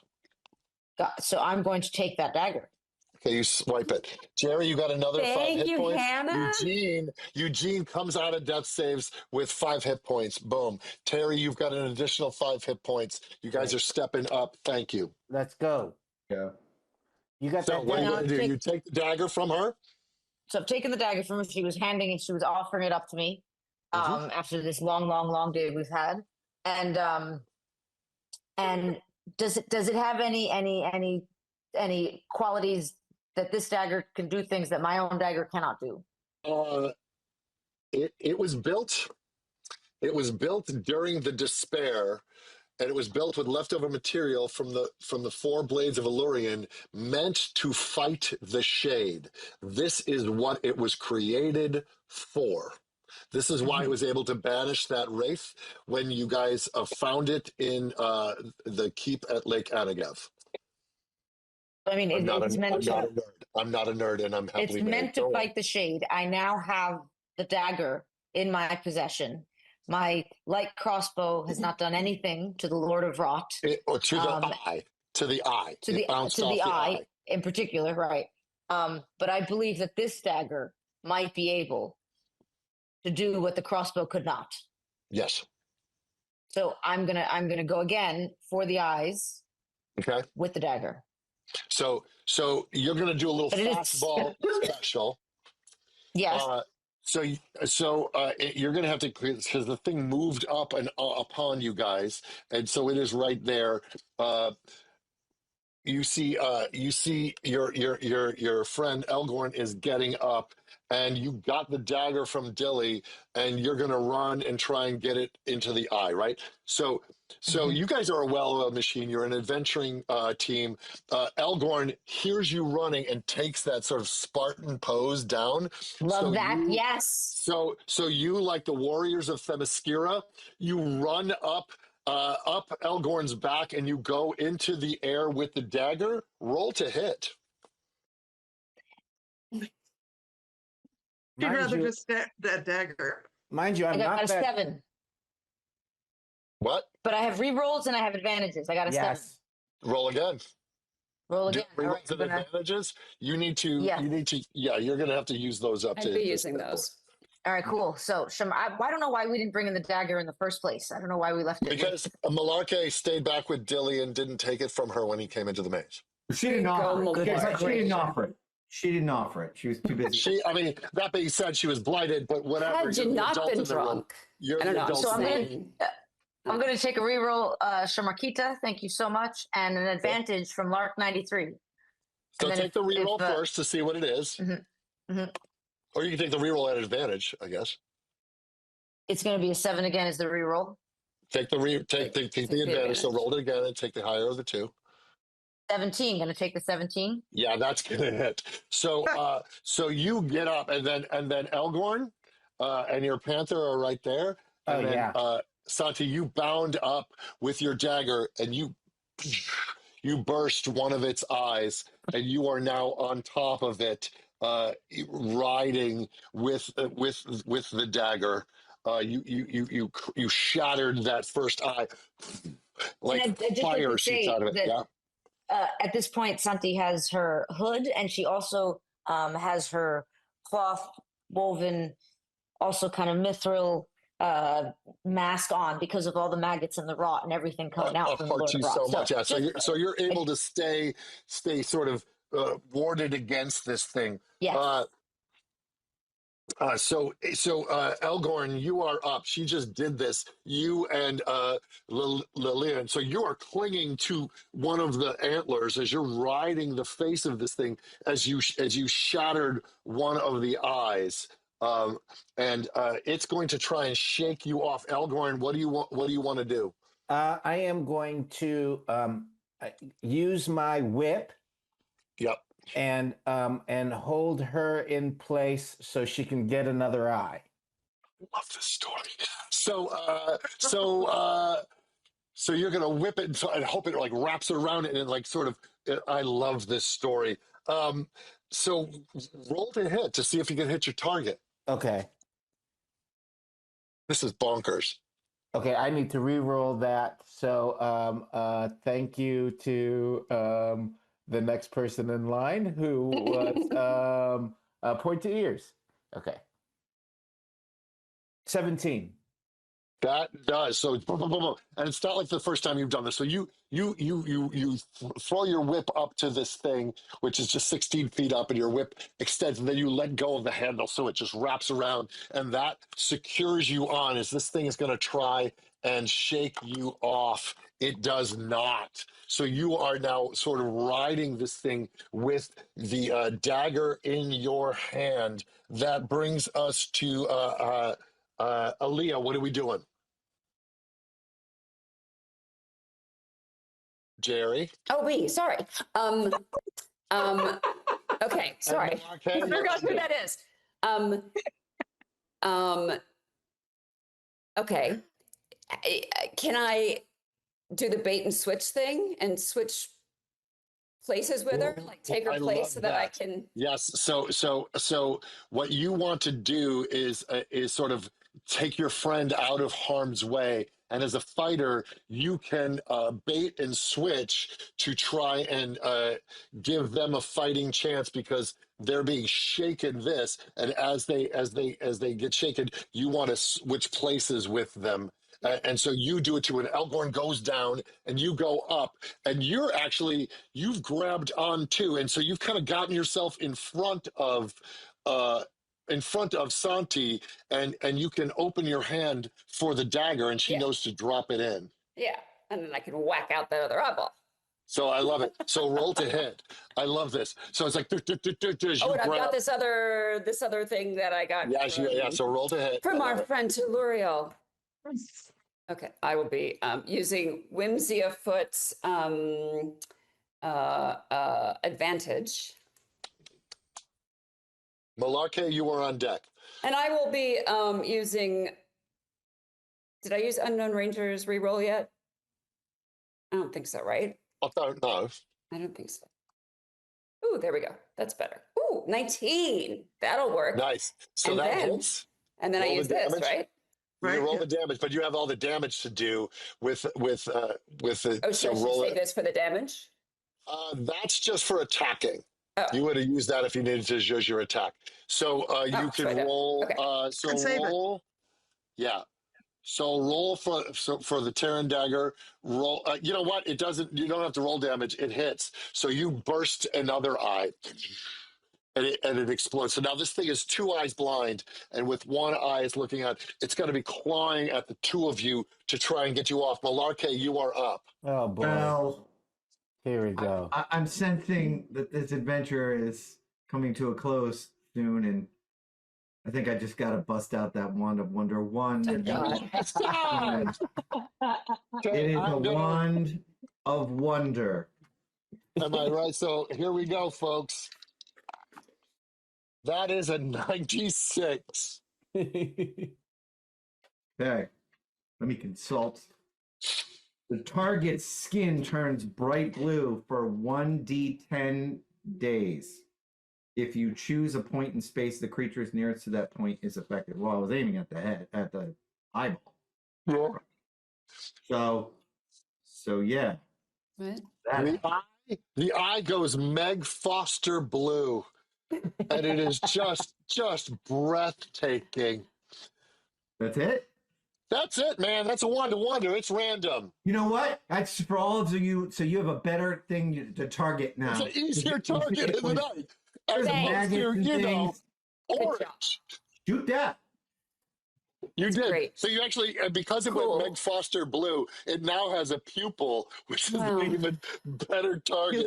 Tellurian, you are up. Better, you're on deck. All right. Since I don't have anything I can stab an eye with, I would like to cast Vicious Mockery again. Okay. That's a wisdom saving throw. A wisdom saving throw. Okay. Oh, I critted on that one. You critted up. A natural 20. I got a natural 20. So he'll take half damage on that. So roll me the damage. But also, you now have disadvantage on the next attacks roll, which frankly. I do indeed. We're at $38,000, folks. 38.4. If we can get it to 40 before tonight, we can lay our heads down happy. So that is less than $2,000 in these final moments of this, or else I'm going to kill everybody. So I rolled a 3. Here we go. I just held a gun to the charity. You heard me. That's cool. Okay. So you cast Mitchell. So roll me half damage. So I rolled a 3. Okay. And I said, I would say you're as dumb as a rock, but at least a rock can hold a door open. And you see the Meg Foster blue eye. And one tear of pain. One little tear. And then one little black ichor tear. Yep. And then I want to throw cutting words before I back out of here. Okay. Okay. As a bonus? Yep, as a bonus. So that means let's see.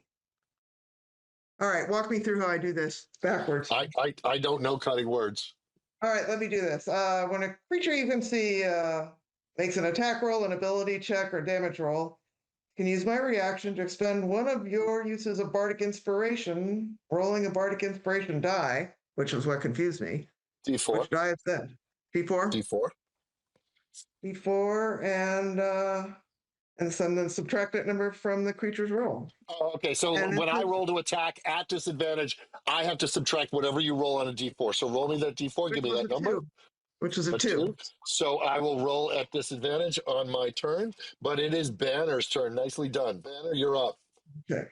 So I don't know if Eugene is still in the position of a springboard or not. He is. Oh, always, buddy, always. Always, okay. Banner will rush at Eugene, leaping off his back. I have pretty good dexterity, and with my long sword in 2 hands, try to stab the blue eye that Roll our to mage hit. just so graciously marked for us. Roll to hit. 7, but I'm going to use an advantage from Lunchbox to re-roll. Mm-hmm. And I got a 15, plus 4 to hit 19. So you go to swing that sword, and you launch yourself into the air, and you swing that sword, and it goes tink and bounces off the blue eye. Ah, right. And you are starting to fall to the ground. Uh-oh. And you take 3 points bludgeoning damage as you hit the ground. Nice try. I am now in death saves. Okay, so you've gone out. Oh no! You've gone out. Boom! That knocked you unconscious. Santi, you are up, strapped to an antler. You don't have the Terran dagger. It's in the hands of Aaliyah right now. But I do have my dagger. Yes, you do. And since the first dagger worked so well on the eyes, No, it was the Terran dagger that worked. Terran dagger. Only the Terran, yes, no, understood. It was a dagger. Was a dagger. Yes, it was. Still was a dagger. So I'm thinking on the fly here. I'm holding on for dear life to an antler horn. You're not wrong. You're whip tied to it. Do you know? I mean, it's a lot is happening. So, what is happening? Who is on the ground? Can I call on our wizard friend? Is there something that he's maybe on the ground? He's on the ground. On the ground? Why am I on the ground? You're standing on the ground. You're not lying down. You're standing there. Oh yeah. Not like lying. the difference. Can he assist me with possibly getting the Terran dagger back? Ooh. Yeah. Well, Aaliyah's sitting right next to you, holding it. Well, yeah. Can't you ask me for it? You could. Talking is a free action. Oh, good lord! I can pass it to you. Could you pass it to me? Here you go. Yes. There it is. Yes, she can. Cool. There you go. I don't know. So you I have don't know the if I'm Terran stressed. dagger in your hand. There's one Night Foster blue eye staring at you that is now lit. So with Leah the has moonlight. passed me the It's Terran dagger. gorgeous. Yep. It's breathtaking. Yes. And you see Just it. pass it to me. Yep. Yes. Got it. Yes. So Leah passes it to you. Hey, can I have it back? Sure. Here you go. Don't drop it. I like the idea that you called down to Malarkey going, "Where's the Terran dagger?" And he just goes, she's holding it, when you handed it to her. I just have this image of all of us just absolutely losing our minds, and Malarkey is just down there being like, "Oh, again." If we always. sell the This is why I'm here. dagger, if we sell the Terran dagger right now, if somebody buys the Terran dagger, it'll put us over $40,000. It is a beautiful. It is a beautiful piece, and I cannot stress you enough. Her craftsmanship is gorgeous. I'm going to show it to you one more time. As this gets handed over from Aaliyah to Santi, Santi has it now. Roll to hit, Santi. Can I use one of my advantages? You can use whatever you have remaining in the till. All right, here we go. Whimsy of foot, and I have a roll. Come on, folks. Someone out there, you can go home My with roll this is beautiful 12. piece. 12. Do you have any re-rolls? I sure do. Kev Cavalry. Oh. 13. Terry's and Eugene's dice are still available. The 7 set. How much was that one? 13. 13. I have one more. Should I get? Can I have get my more reroll? rerolls. You can give it a reroll. I mean, this is the last one I've got. No, I have a bunch. Oh, you have more. I have a bunch. Okay, do Oh, you can use them. Keep Here we using go. them. I fly the ship. I mean, this thing is We have bucket, a- so you're we have a trying to stick. swing. You're trying to Venetian swing. geek. 16. I got a 16. Still going? 16 hits. So you plunge that dagger into that third eye. That blue eye turns into a blue flame and shoots outward from the faces. Now you are tied to the antler. Aaliyah, you are shaken off. Roll me a dexterity saving throw to see how you land. You are being shaken. This thing is screaming out to the heavens. Describe to me how you kill it. Wait, Who kills I'm it? still laughing that I'm calling down to Malarkey for the wait, who's for the doing a dagger. dexterity Killing saving it. throw? Santi is doing it, right? I'll kill it. Wait. Who's doing a dexterity saving Who's throw? kill- Wait, who's You, killing me? Aaliyah, you get thrown off, so roll me a Yeah. dexterity saving throw. me. With the 20. Yep. I'm With a re-rolling. D20. Aether sign or sin or whatever. Thank you. Oh, that was worse. Oh God, that was my last roll.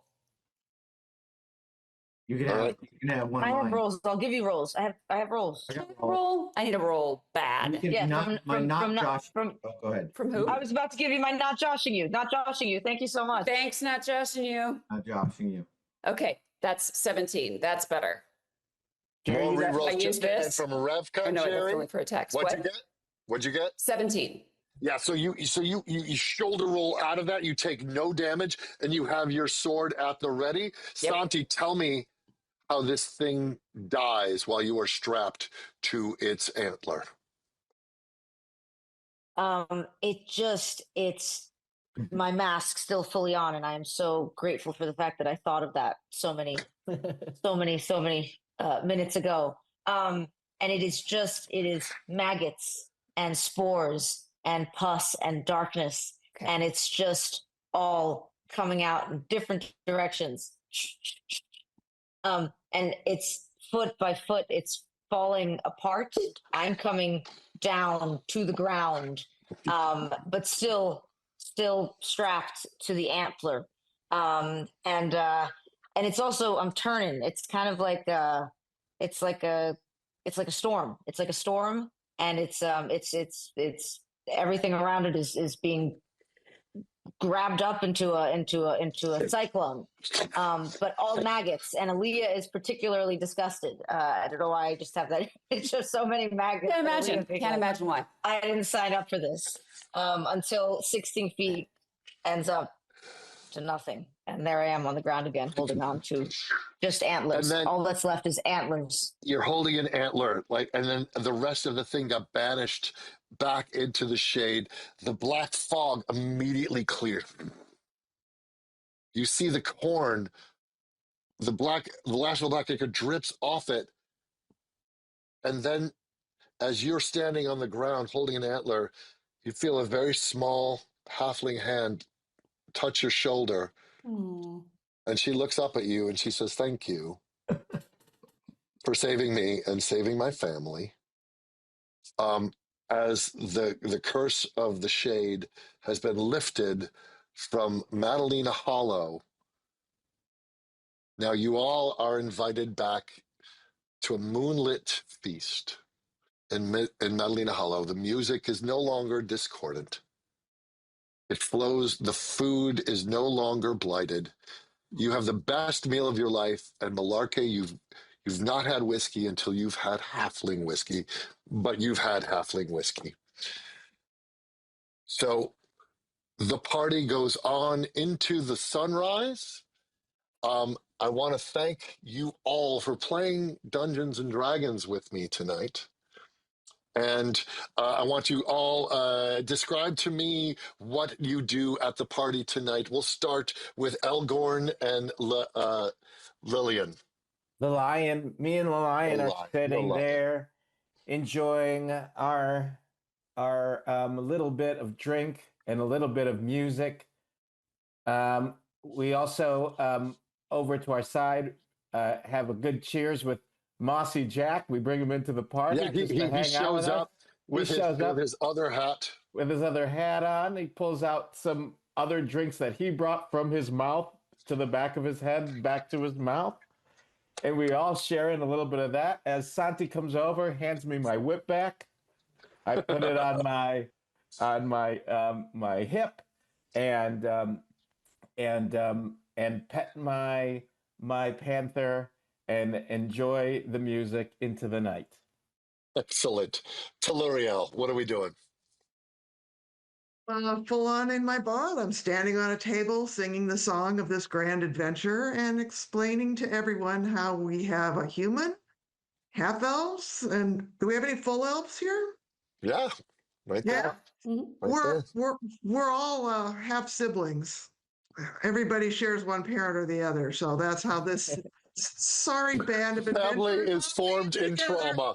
Is that this is just a basically sibling maneuver here. So Absolutely. Santi, everybody what loves are it. you doing? Oh, Santi was very upset about the discordant music when we first went to the festival. That just did not, that left a bad ringing in her ears. And so she's very excited to be back with the music, great fiddle playing, mandolins, the whole 9 yards. And she's got all the rum she could ever want. And she's thinking to herself, maybe going back to the sea isn't such a bad idea, Yeah, you've had enough time on land. Yeah, Yeah, not a bad idea. I mean, cornfields are great, to the but maybe ship. not for Santi. Yeah, maybe not for Santi. Banner, what are you doing? I spend my time with Malarkey because I am sure he knows a lot of incredible drinking games. And I look forward to returning to the far north, to the land of Tim Hortons coffee and donuts.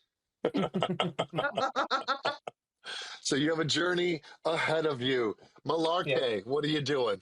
Well, I'm really trying to get away from Banner, who just is tagging along, because I don't like company, but he wants these drinking games, so I get him really sloshed to the point of passing out.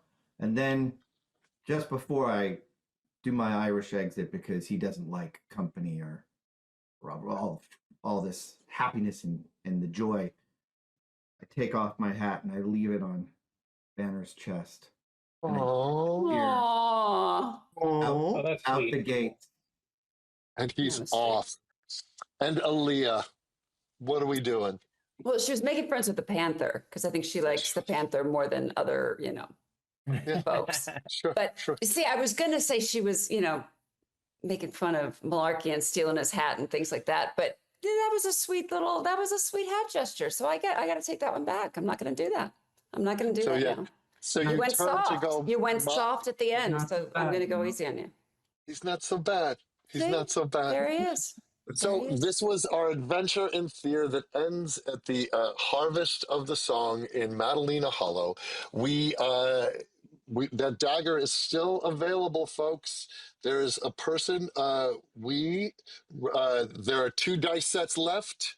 So go and check it out because they're going for a good price. They're going to be signed by myself, Terry Matalas, Eugene Cordero. And the dagger is still left. And Dilly looks at her found family, that is all of you guys, and she looks at her regular family that she kind of came up with and that she loves and that you all helped protect and save.